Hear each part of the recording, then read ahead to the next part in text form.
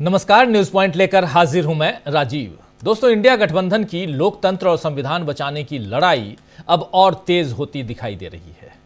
एक तरफ महाराष्ट्र में ईवीएम हटाने का आंदोलन जोर पकड़ रहा है, आप जान रहे हैं, तो दूसरी तरफ इंडिया ब्लॉक अब आने वाले विधानसभा चुनावों की तैयारियों में जुट गया है। ममता बनर्जी ने कहा ही है कि वो इंडिया को नए सिरे से मजबूती दे सकती हैं। उनके इस बयान का संदेश साफ है कि अभी विपक्ष बीजेपी के सामने और मजबूती से खड़ा होने वाला है। वहीं किसानों के दिल्ली कूच से निपटने में भी बीजेपी के पसीने छूट रहे हैं। दोस्तों, पहले शंभू बॉर्डर पर किसानों को रोकने के लिए कीलें बिछाई गई, आपको याद होगा, आंसू गैस के गोले छोड़े गए और बाद में फूल बरसाने की कवायद भी हुई। यानी बीजेपी इस समय पूरी तरह से उलझन में दिख रही है कि चारों तरफ से खड़ी हो रही चुनौतियों का मुकाबला वो आखिर करे तो कैसे करे। इस बीच बिहार से आई एक खबर ने बीजेपी को और मुश्किल में डाल दिया है। पिछली मोदी सरकार में मंत्री रहे पशुपति पारस को इस बार बीजेपी ने बड़ी चतुराई से किनारे कर दिया था, आप याद कीजिए। लेकिन अब पशुपति पारस, जी हां, नाम आपने सुना होगा, पशुपति पारस जो हैं वो चाचा जी हैं चिराग पासवान के। तो पशुपति पारस ने ऐलान कर दिया है कि हमारी पार्टी सभी 243 सीटों पर बिहार में चुनाव लड़ेगी। आने वाले विधानसभा चुनाव में 2025 में जो विधानसभा चुनाव होने हैं, उनका कहना है कि हमारे कार्यकर्ता सभी बूथों पर चुनावी तैयारी में लगे हुए हैं, जुटे हुए हैं। उन्होंने ये भी कहा है कि अगर गठबंधन से समझौता होता है और उन्हें मनपसंद सीटें मिलती हैं तो वो सहयोगी दलों के साथ चुनाव लड़ने के लिए तैयार हैं। लेकिन अगर उनकी पार्टी को उचित सीटें नहीं दी जाती हैं तो वो अकेले चुनावी मैदान में उतरेंगे। यानी इशारा साफ है कि वो विद्रोह करेंगे और अपने उम्मीदवार को चुनावी मैदान में उतारेंगे। यानी बिहार में इस बार बिहार में चिराग पासवान और नीतीश कुमार दोनों के लिए दिक्कत है और इसके साथ ही बीजेपी को भी एनडीए संभालने की चुनौती है। लेकिन फिलहाल तो उसके सामने महाराष्ट्र संभालने की चुनौती है दोस्तों, जहां ईवीएम के खिलाफ आवाज तेज हो रही है। आज महाराष्ट्र के मालशिरस विधानसभा क्षेत्र के मरकरवाड़ी गांव में ईवीएम हटाने वाले आंदोलन का साथ देने के लिए खुद शरद पवार पहुंच गए। शरद पवार वहां पहुंचे और खबरें हैं कि शायद राहुल गांधी भी यहां पहुंचेंगे, आ सकते हैं कल परसों में। वहीं कल के शपथ ग्रहण के बहिष्कार के बाद आज महागठबंधन के विधायकों ने शपथ ले ली है। शरद गुट के विधायक रोहित पवार ने इस पर क्या कुछ कहा है, आइए जरा सुन लेते हैं, चर्चा आगे बढ़ाएंगे। बहुत कुछ है, इंडिया गठबंधन कैसे यहां बीजेपी को टेंशन दे रहा है वो समझेंगे। पहले सुनिए रोहित पवार को। विरोध किया, आज शपथ ली, कल वो सिंबॉलिक विरोध था और शपथ ली। अगर हम शपथ नहीं लेते तो लोगों का प्रश्न अधिवेशन में कैसे मांडते थे? तो अभी लोगों के हित में, महाराष्ट्र के हित में अगर विषय अधिवेशन में मांडना है तो हमको शपथ लेना बहुत इंपॉर्टेंट था। अगर हम नहीं लेते तो यहाँ पे जो मन में आते वो सत्ता वाले लोग करते, इसलिए उन पे कंट्रोल करने के लिए हमने वहाँ पे शपथ भी दी। राहुल गांधी भी आने वाले मरकरवाड़ी की घटना को लेकर आज दोनों बड़े नेता जो है विजिट करने वाले हैं, किस तरीके से देखते हैं? लगातार देखो, नेता वहाँ पे जाएंगे, अच्छी चीज है, नेता सपोर्ट कर रहे हैं इस आंदोलन में, वो भी बहुत पॉजिटिव चीज है। लेकिन जब तक लोग उस आंदोलन में नहीं आते तब तक उस आंदोलन को ताकत नहीं मिलेगी। लोगों को इस आंदोलन में क्यों आना चाहिए? क्योंकि अगर हम शंका ले रहे हैं ईवीएम पे, दैट मीन्स हमारा विश्वास ईवीएम पे थोड़ा बहुत कम हुआ है। अगर लोकशाही या डेमोक्रेसी में विश्वास कम होता है तो वो डेमोक्रेसी के लिए अच्छी चीज नहीं है। तो लोगों के मन में शंका है तो इलेक्शन कमीशन ने वो शंका निकालनी चाहिए। और लोग अगर इस आंदोलन में नहीं आते और वो शंका इलेक्शन कमीशन अगर नहीं निकालते तो आगे जाने के बाद सिर्फ कॉन्ट्रैक्टर, बड़े बिजनेसमैन और नेताओं के बच्चे लोग यहाँ पे सिर्फ आमदार बन के आएंगे। लोगों का रिप्रेजेंटेशन करने वाले कोई भी हमको एमएलए की तरफ वहां पे दिखेंगे नहीं। इसलिए अगर देश बचाना है या राज्य बचाना है तो यहाँ पे जो डेमोक्रेसी पे डाउट लिया जा रहा है आज, वो डाउट निकालना चाहिए। वो इलेक्शन कमीशन ने भी पूरा कर लेना चाहिए।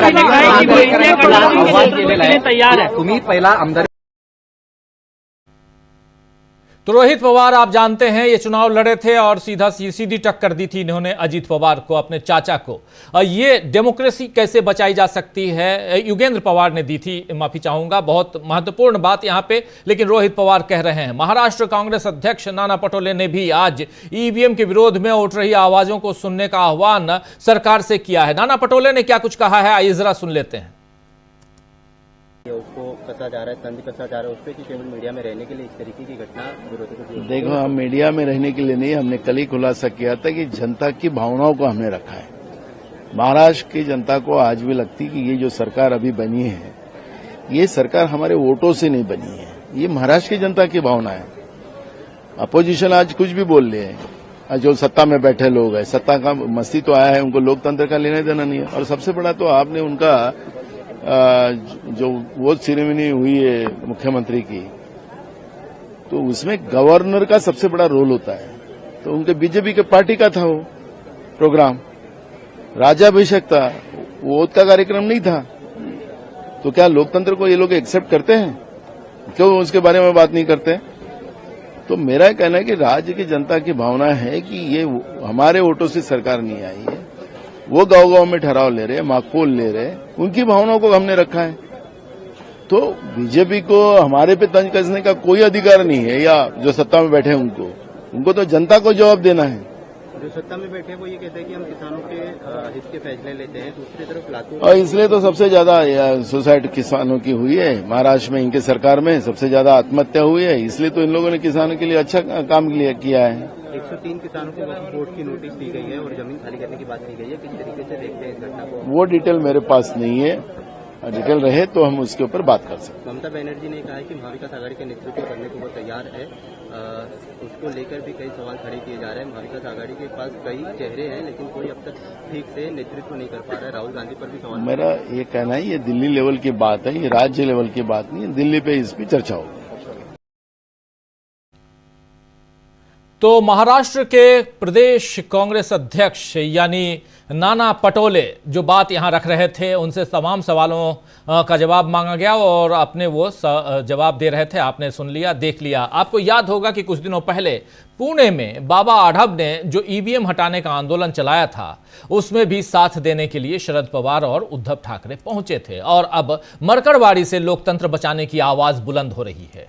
शरद पवार ने आज मरकरवाड़ी में एक अहम सवाल किया है कि जब पूरी दुनिया में, जी हां, जब पूरी दुनिया में ईवीएम का इस्तेमाल बंद हो रहा है तो आप उसे क्यों नहीं बंद कर देते? यह सवाल सीधे नरेंद्र मोदी और उनकी पार्टी और सत्तारूढ़ दल से शरद पवार ने आज किया है।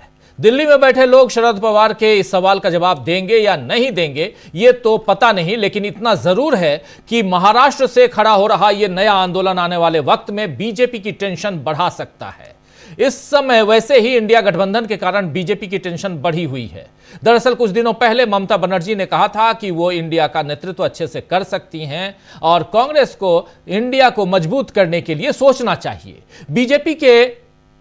बीजेपी खासकर ममता बनर्जी के इस बयान से खुश हो रही थी कि आखिरकार इंडिया ब्लॉक में फूट पड़ रही है। लेकिन जिस तरह तेजस्वी यादव, सुप्रिया सुले, शरद पवार, आदित्य ठाकरे जैसे तमाम नेताओं ने ममता बनर्जी को मजबूत नेता बता दिया, उससे जाहिर है कि अभी इंडिया कमजोर नहीं पड़ा है, उसमें फूट नहीं पड़ी है, बल्कि विपक्षी गठबंधन को और मजबूती देने की तैयारी हो रही है। संसद में इंडिया के नेता एक साथ खड़े होकर ही बीजेपी का विरोध करते हैं और अब पूरे देश में यह विरोध नजर आने लगा है। उधर जम्मू कश्मीर में पीडीपी नेता इल्तिजा मुफ्ती ने आज हिंदुत्व और हिंदुइज्म के भेद को सामने लाकर बीजेपी पर प्रहार किया है। आप जानते हैं कि पीडीपी भी इंडिया गठबंधन का हिस्सा है और ऐसे में हिंदुइज्म और हिंदुत्व, इस पर अपनी बात रखते हुए इल्तिजा ने क्या कुछ कहा है वो भी सुन लीजिए। बहुत महत्वपूर्ण है कि कैसे इंडिया गठबंधन के नेता लगातार हमलावर हैं बीजेपी के ऊपर,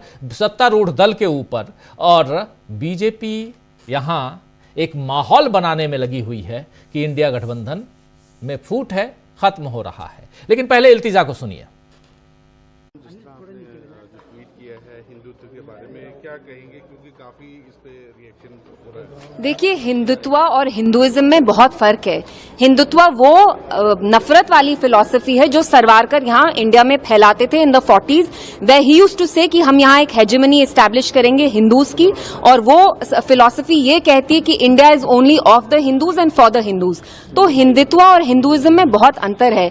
Hinduism, like Islam, is a religion that promotes secularism, that promotes love and compassion. So let's not deliberately distort it. और जो मैंने बोला, मैं डंके की चोट पे कहती हूँ कि आजकल जय श्री राम, जिस आप राम राज्य की बात करते थे, वो राम राज्य का नहीं है। जय Shri Ram is a slogan that's bin associated with lynchings. जब आपको किसी मुसलमान बच्चे की पिटाई करनी है, आप ये स्लोगन यूज करके उसकी पिटाई कर रहे हैं। सो इट्स वेरी शेमफुल कि हिंदुइज्म जो रिलीजन है आप उसको डिस्टॉर्ट कर रहे हैं। और मैंने हिंदुत्व को क्रिटिसाइज किया, और मैं डंके की चोट पे कहती हूँ कि हिंदुत्व एक बीमारी है और इस बीमारी का इलाज हमें करना पड़ेगा। जो ये चैंटिंग के अब आप बाकियों को भी सवाल पूछने दीजिए। आई थिंक रोहिंग्यास का यहाँ पर बिजली का और पानी का कनेक्शन जी, गया, उसको आप किस तरह से देखते हैं? वेल, इट जस्ट तो सुन रहे थे आप यहाँ इल्तिजा मुफ्ती को, और हिंदुत्व की बात, हिंदुइज्म की बात यहाँ कर रही थी, और साफ साफ सावरकर से लेकर तमाम मसलों को यहाँ उठा रही थी। तो दरअसल दोस्तों, जीतने के बाद भी, जीतने कहें या किसी भी तरह सत्ता पर काबिज होने के बाद भी, ये शायद सही वर्ड होगा, सही सेंटेंस होगा कि किसी भी तरह सत्ता पर काबिज होने के बाद भी बीजेपी को अभी परेशानी बहुत है। और ये परेशानी कौन दे रहा है? तो इंडिया गठबंधन दे रहा है। और ऐसे में किस तरह से उसकी परेशानी और बढ़ रही है, उसकी टेंशन बीजेपी की और बढ़ सकती है, इस पर आइए हम चर्चा करते हैं। हमारे साथ कुछ वरिष्ठ साथी जुड़े हुए हैं, उन सबसे पहले आपका परिचय करवाता हूं और आगे बढ़ते हैं। जरा स्क्रीन पर ले आइए हमारे तमाम वरिष्ठ साथियों को। देखिए, इस वक्त 5 वरिष्ठ साथी जुड़े हुए हैं हमारे साथ। अमलेंदु उपाध्याय जी हैं, प्रशांत टंडन जी हैं, राहुल लाल जी हैं, हमारे साथी जयशंकर गुप्त जी हैं और प्रेम कुमार जी हैं। आप पांचों का स्वागत है, इस्तकबाल है। स्वागत इस्तकबाल आप तमाम दोस्त साथी शुभचिंतक आप सबका, जो अब तक जुड़ चुके हैं उनका भी, और जो जुड़ने वाले हैं उनका भी। सीधे आना चाहता हूं प्रशांत टंडन जी आपके पास।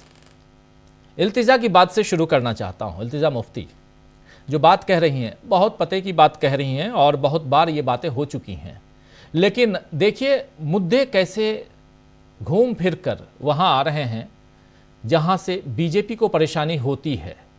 एक तरफ शरद पवार आज थे वहां मरकरवाड़ी गांव में, और उस खबर को आपने देख लिया। दूसरी तरफ आप महाराष्ट्र से अगर जम्मू कश्मीर चलिए तो इल्तिजा हैं चारों तरफ, चाहे उधर ममता बनर्जी का जिक्र हो रहा हो, चाहे अरविंद केजरीवाल या तेजस्वी यादव का जिक्र हो रहा हो, चाहे नीचे जाइए स्टालिन की बात करें, हम कल भी कर रहे थे, इन सब की बात करें तो कहां दिखाई देता है इंडिया गठबंधन और कैसे परेशानियां यहां बढ़ती हुई दिखाई देती हैं। इसलिए मैं कह रहा हूं क्योंकि 2 राज्यों के चुनाव हैं, सबसे पहले दिल्ली और उसके बाद बिहार का चुनाव, और बिहार की भी खबर आपने सुन ली।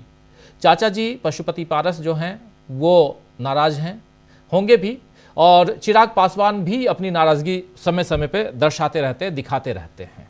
इसलिए भी, और सबसे बड़ा एग्जाम्पल, इसमें एक बात और जोड़कर आपके पास आता हूं, सबसे बड़ा एग्जाम्पल, सबसे बड़ा उदाहरण एकनाथ शिंदे का है, जो कुर्सी से उतार दिए गए हैं बड़ी जीत दिलाने के बाद भी। मुख्यमंत्री थे, पूरी जिम्मेदारी मुख्यमंत्री की बनती है। जीत अगर आई तो उनकी झोली में और गई तो उनकी झोली में। अगर आज महाविकास अघाड़ी की जीत होती और महायुति की हार होती तो क्या नरेंद्र मोदी या बीजेपी भले नंबर 1 पार्टी बन के रह जाते, तब भी अगर वहां तक नहीं पहुंचते तो क्या ये सेहरा जो है उनके सिर पर, ये कांटों भरा ताज, उस समय ताज तो नहीं था लेकिन आता क्या उनके सिर पर, सवाल है। इसलिए यहां से नीतीश बाबू तक बहुत कुछ दिखाई देता है। जरा बात कर रहे एकनाथ शिंदे की, आखिर में आपने उनकी बात रखी है जी। बीजेपी ने बहुत साफ साफ कह दिया है कि उनको गृह मंत्रालय नहीं दिया जाएगा। वो जो गांव चले गए थे, अपने बीमार हो गए थे, फिर ये सस्पेंस हुआ कि वो शपथ लेंगे कि नहीं लेंगे उप मुख्यमंत्री की, ये सारा जो ड्रामा था वो गृह मंत्रालय लेने के लिए दबाव की राजनीति थी। और बीजेपी ने बहुत साफ तरीके से कह दिया है, देवेंद्र फडणवीस ने कह दिया है खुद कि गृह मंत्रालय हम उनको नहीं देंगे, तो उनको छोटी कुर्सी से संतोष करना पड़ेगा। दूसरी तरफ अजीत पवार को वित्त मंत्रालय और प्लानिंग मिलेगा जो उनके पास पहले था। तो डिप्टी सीएम रहते हुए देवेंद्र फडणवीस गृह मंत्रालय था और अभी मिलेगा। उनको जो ऑफर किया जा रहा है वो रेवेन्यू मिनिस्ट्री। रेवेन्यू मिनिस्ट्री कोई नीतियां नहीं लागू करता है, नीतियां तो वित्त मंत्रालय लागू करता है। जी। तो एक नाथ शिंदे का तो ये कि छोटी कुर्सी उनकी जो है वो आधिकारिक धीमे धीमे हो रही है। अब बात इंडिया गठबंधन और एनडीए की। देखिए, इंडिया गठबंधन में जो पार्टियां हैं वो वैचारिक रूप से एक हैं।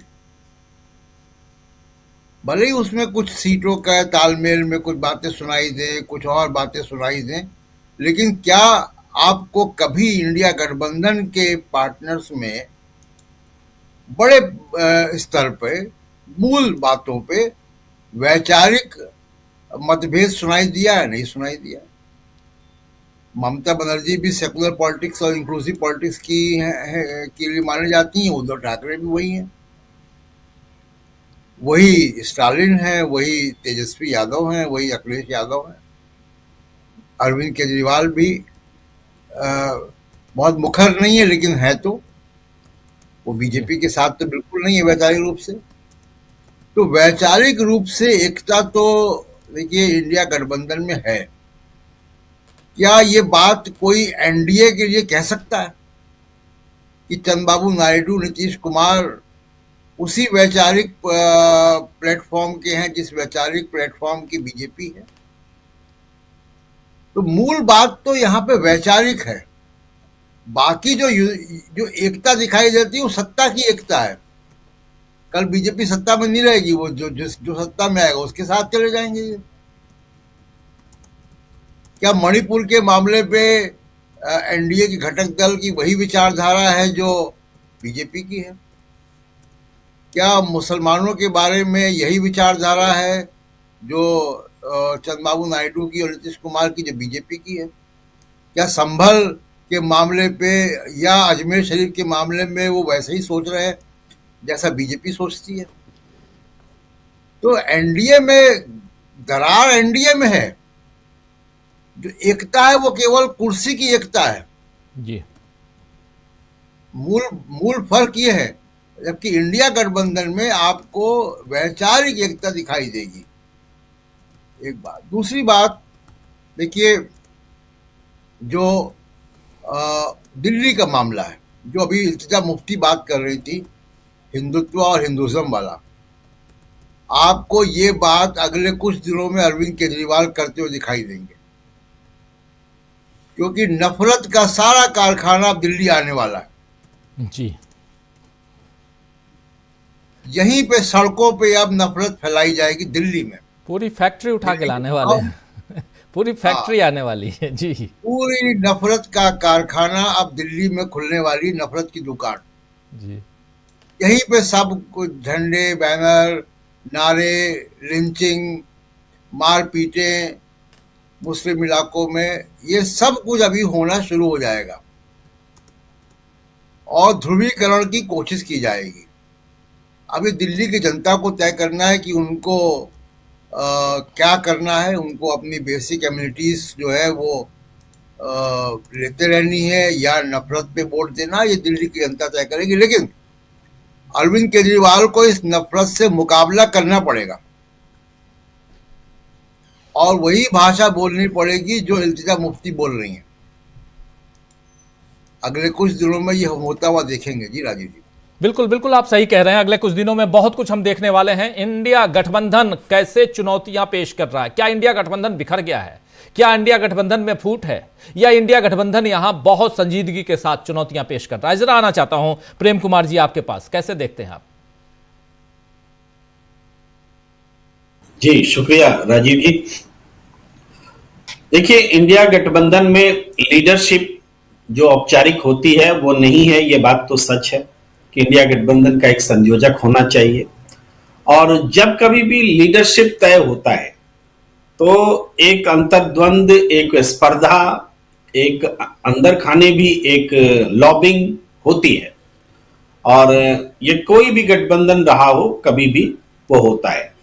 तो इस बात को तो नकारा नहीं जा सकता कि इंडिया गठबंधन के लीडरशिप को लेकर के ममता बनर्जी ने जो अपने नाम का प्रस्ताव दिया है और उनका समर्थन सुप्रिया सुले जी ने किया, या फिर समाजवादी पार्टी के राम गोपाल यादव जी का जो टोन बदला हुआ है और वो जिस भाषा में बात कर रहे हैं, तो वो इंडिया गठबंधन के भीतर एक कांग्रेस के समांतर एक ग्रुप दिख रहा है जो लीडरशिप के लिए कांग्रेस के लिए चुनौती बने। इस बात को मैं तो कम से कम मानता हूं कि ये चीजें चल रही हैं। लेकिन क्या इंडिया गठबंधन इन कारणों से टूट रहा है या टूटने वाला है? तो यहां पर मैं बिल्कुल सहमत हूं प्रशांत टंडन जी से कि इंडिया गठबंधन के घटक दलों के बीच में कोई सैद्धांतिक असहमति कम से कम नहीं है और इस कारण से इंडिया गठबंधन नहीं टूटेगा। एडमिनिस्ट्रेटिव पॉइंट ऑफ व्यू से कोई नाराज हो जाए, कोई बात हो जाए, किसी की लोकल स्थानीय राजनीति की कोई जरूरत पैदा हो जाए, वो कारण हो सकते हैं। जैसा कि चुनाव के समय पश्चिम बंगाल में ममता बनर्जी ने जो आज इंडिया गठबंधन को का नाम देने का उनका दावा है और सही दावा है, उन्होंने अपने आप को एक तरह से कांग्रेस से दूर किया था, लेकिन इंडिया गठबंधन में बने रहने की व्यवस्था तब भी थी उनकी। अगर वो इंडिया गठबंधन में से अपने आप को अलग कर लेती तो चुनाव नतीजे वो नहीं होते जो उनको मिले हैं, क्योंकि इंडिया गठबंधन का मतलब है एनडीए के खिलाफ एक गठबंधन जो एनडीए की विचारधारा के समांतर राष्ट्रीय स्तर पर एक विकल्प बनने की कोशिश कर रहा है। तो बीजेपी विरोधी या एनडीए विरोधी जो वोट्स हैं वो है इंडिया गठबंधन, और अगर कोई रीजनल पार्टी इंडिया गठबंधन से हटती है तो उस वोट का नुकसान उनको उठाना पड़ेगा, और इंडिया गठबंधन में रहती है तो उसका उस वोट का फायदा उसको मिलेगा। इसका उदाहरण है उत्तर प्रदेश भी, इसका उदाहरण है कि जो समाजवादी पार्टी बीएसपी के साथ चुनाव लड़ी थी, 5 में सीटों पर थी, 5 पर ही रह गई थी पिछले लोकसभा चुनाव में 2019 में। वही समाजवादी पार्टी 2024 में इंडिया गठबंधन में रह करके चुनाव लड़ती है तो उसको 37 सीटें अपने दम पर, और यही बात कांग्रेस के लिए बोले तो कांग्रेस 6 सीटों पर आ जाती है, एक से बढ़ करके जंप लगा करके, दोनों को फायदा होता है। ये भी उदाहरण, ये है इंडिया गठबंधन की मजबूती जो उनको चुनावी फायदे भी देती है। इंडिया गठबंधन ने सरकारें भी बनाई हैं, जम्मू कश्मीर में इंडिया गठबंधन जीता है, झारखंड में इंडिया गठबंधन जीता है, और जहां हार हुई है वहां भी उसी तरीके से बातचीत हो रही है कि इंडिया गठबंधन की हार हुई है तो क्यों हुई है और हराने के लिए कौन कौन से फैक्टर्स इसमें काम कर रहे हैं। तो हम यहां पर देखते हैं कि इंडिया गठबंधन की संघर्ष से मजबूती आती है, इस बात को ध्यान में रखें। ये भी अंदरूनी संघर्ष भी एक तरह का संघर्ष है। कांग्रेस जो कि अघोषित रूप से इंडिया गठबंधन का नेतृत्व कर रही है, वो कांग्रेस को इस तरह के संघर्ष का भी सामना करना पड़ रहा है, और इससे वो पार्टी मजबूत होगी, कमजोर नहीं होगी, ये आप समझिए। इसके अलावा दूसरी तरफ एनडीए गठबंधन में आप देखते हैं, आपने सही कहा कि जिस लोक जनशक्ति पार्टी को बीजेपी ने तोड़ा था, पहले उनके सांसदों को वही पशुपति पारसनाथ के नेतृत्व में समर्थन लिया था, और जब विधानसभा चुनाव आया तो उन्होंने उनको छोड़ करके लोक जनशक्ति पार्टी के साथ, और आगे भी लोकसभा चुनाव में उनको मूल पार्टी बनाया। ये सारी चीजें हैं। लोकसभा चुनाव में, मुंह से विधानसभा निकल गया, लोकसभा चुनाव में उनको बनाया था और ये बदल लिया, तो आज वो पार्टी को उन्होंने तोड़ा, उसके परिणाम दिख रहे हैं। उनके साथ ही एनडीए से अलग होते चले गए। ये कुछ जरूर है कि नीतीश कुमार का इंडिया गठबंधन छोड़ना और एनडीए गठबंधन में जाना एक राष्ट्रीय राजनीति में भी एक प्रभाव छोड़ गया। जिन्होंने संविधान का नारा दिया था, बचाने का, क्षमा कीजिए, आरक्षण को लेकर के, या आबादी के हिसाब से आरक्षण हिस्सेदारी मिले, इसको लेकर के जो जातीय सर्वेक्षण की बात कही थी, पहल की थी, तो वो जिसको इंडिया गठबंधन ने अडॉप्ट किया, एक तरह से नारा बनाया, वो जरूर नीतीश कुमार के हटने से नुकसान हुआ इंडिया गठबंधन का, ये दिखता है। चुनाव के बाद भी बैसाखी वही बनी। मगर आज की जो राजनीति पर हम वापस लौटते हैं तो आज की राजनीति में अगर जो घमासान हम देख रहे हैं, जो बराबरी की टक्कर देख रहे हैं, संसद के भीतर हो या संसद के बाहर भारतीय जनता पार्टी कहीं संघर्ष करती दिखती ही नहीं है। इवन वहां भी जहां वो अपोजिशन में है, वो जो भी संघर्ष करती दिखती है, राष्ट्रीय स्तर पर जो उसका नरेशन है, जो उसकी गठजोड़ है पूंजीपतियों के साथ में, और जो इलेक्टोरल विन वो पाते हैं, उसकी ताकत उनके साथ है, डबल इंजन सरकार की ताकत है, दौलत की ताकत है, वो दिखती है। लेकिन संघर्ष की ताकत आज भी इंडिया गठबंधन के पास ही नजर आती है। आज शरद पवार संघर्ष कर रहे हैं। अगर वहां उस गांव में जहां पर के बैलेट पेपर से वोट डालने की कोशिश हुई और असफल कर दिया गया, वहां संघर्ष ईवीएम हटाने और बैलेट पेपर लाने का चल रहा है। या राहुल गांधी भी उस संघर्ष से जुड़ने वाले हैं, वो जयपुर में भी आज थे। ये हर दिन का एक कि कुछ न कुछ बात, कुछ न कुछ संघर्ष जो है दिखता है। संसद के भीतर जब अडानी मोदी एक है का नारा लगाते हैं, तो ये संघर्ष करती हुई इंडिया गठबंधन जो आज दिख रही है, 2024 के लोकसभा चुनाव से पहले ये अपोजिशन नहीं हुआ करता था, कमजोर हुआ करता था, और आज मजबूत अपोजिशन के साथ में इस सत्ता का सामना हो रहा है। इसलिए बीजेपी की टेंशन बढ़ी है। इंडिया गठबंधन ने वास्तव में बीजेपी की टेंशन बढ़ा रखी है और लगातार बढ़ा रही है। जी राहुल लाल जी, आप इसको कैसे देखते हैं? इंडिया गठबंधन को लेकर जो बातें हो रही हैं, और 3-4 महत्वपूर्ण मुद्दों को मैं यहां रख रहा हूं, जिसमें सबसे बड़ी बात कि इंडिया गठबंधन के कारण कैसे बीजेपी की टेंशन बढ़ रही है, या इंडिया गठबंधन ने कैसे बढ़ा दिया है बीजेपी की टेंशन को, वो, और उसमें सबसे बड़ी चीज कि महाराष्ट्र का चुनाव हो या हरियाणा का चुनाव हो, इस चुनाव में इंडिया गठबंधन, हरियाणा में तो सीधा सीधा कांग्रेस पार्टी थी तो कांग्रेस की हार, महाराष्ट्र में गठबंधन की हार हुई, और लेकिन इस हार के बाद भी यहाँ एक कहें तो उत्साह में कहीं कमी नज़र नहीं आ रही है। और ये जो परिणाम है, ये जो रिजल्ट है, वो भी संदेह के घेरे में है, सवालों के घेरे में है। इसलिए भी अब बिहार की तरफ अगर आप देखिए तो बिहार में कहीं ना कहीं बहुत सारी चीजें नजर आती हैं जो सिमिलैरिटी की तरफ आपको, जो आप एक नाथ शिंदे के करीब लाती है नीतीश कुमार को। और इसीलिए ये कहा जा रहा है कि अगर ममता बनर्जी आ जाती हैं, इंडिया गठबंधन का नेतृत्व संभालती हैं, तो नीतीश कुमार दौड़े चले आएंगे इंडिया गठबंधन के साथ, ये भी कहा जा रहा है। और नहीं संभालती हैं तब भी नीतीश कुमार एक रास्ता खोज रहे हैं। अंदर खाने कई बार उनकी बातचीत लालू प्रसाद यादव, तेजस्वी यादव से हुई है, यह भी कहा जा रहा है। पशुपति पारस हो, चिराग पासवान हो, ऐसे तमाम नेता, और कहीं ना कहीं वो परेशान नजर आ रहे हैं। चुनाव से पहले ये तमाम गतिविधियां क्या कहती हैं, इसके पीछे की रणनीति क्या है, सियासी तिकड़में और सियासी समीकरण क्या हैं, जरा बताइए राहुल लाल जी। राजीव जी, प्रधानमंत्री का बयान अगर लोकसभा चुनाव में हम लोग सुनते थे तो उन्होंने क्या बयान दिया? उन्होंने ये बोला था 4 जून को जब चुनाव परिणाम आएंगे तो इंडिया अलायंस खत्म हो जाएगा, ये गठबंधन होगा ही नहीं। और आज हम लोग दिसंबर में बात कर रहे हैं। राजीव जी, आप सोच के देखिए कि सत्ता तंत्र भारतीय जनता पार्टी के साथ है, तमाम उद्योग जगत उनके पास है, गोदी मीडिया उनके पास है, लेकिन 4 जून के परिणाम से अगर हम लोग दिसंबर तक आ जाए तो भी वो कितने सांसदों को अपने तरफ कर पाए। तमाम लोग बीजेपी के भीतर के लोगों को आश्चर्य लग रहा है कि एक निर्दलीय सांसद वो अपने तरफ नहीं जोड़ पाए। जो भारतीय जनता पार्टी के नेता और देश के प्रधानमंत्री ये लाइन कहते थे कि इंडिया अलायंस नहीं होगा। इंडिया अलायंस में अगर मान के चलिए कि नेताओं को लेकर होड़ लग रही है कि कौन नेतृत्व करेगा, राजीव जी होड़ कहां पे लगती है?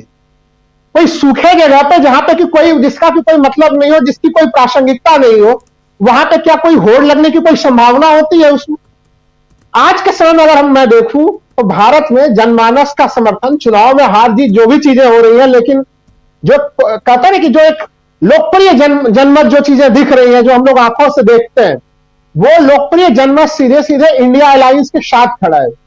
और यही कारण है कि इंडिया अलायंस में अब राजनीतिक नेतृत्व के लिए दावेदारी हो रही है। राजीव जी, ये तो अगर इंडिया अलायंस के लिए अगर लोकप्रियता नहीं होता, जनता में इनका समर्थन नहीं होता, बीजेपी के लिए ढोल बाजे नगाड़े बज रहे होते, तो यहां पे तो फिर राजनीतिक नेतृत्व के लिए कोई प्रश्न ही खड़ा नहीं होता, कोई दावेदारी करने के लिए भी नहीं आता।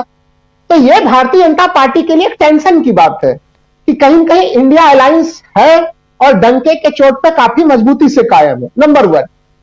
नंबर 2 चीज कि देखिए, चाहे वो परिणाम हरियाणा के हो, चाहे वो परिणाम महाराष्ट्र के हो, जिस तरह से महाराष्ट्र का एक छोटा सा गांव मरकरवाड़ी, जिसको कि चुनाव परिणाम से पहले देश दुनिया के लोग जानते भी नहीं था, आज वो गांव अपना अंतर्राष्ट्रीय पहचान रख रहा है। वो छोटा सा गांव देश के मतदान सुधार के लिए बड़ा सा संदेश दे रहा है।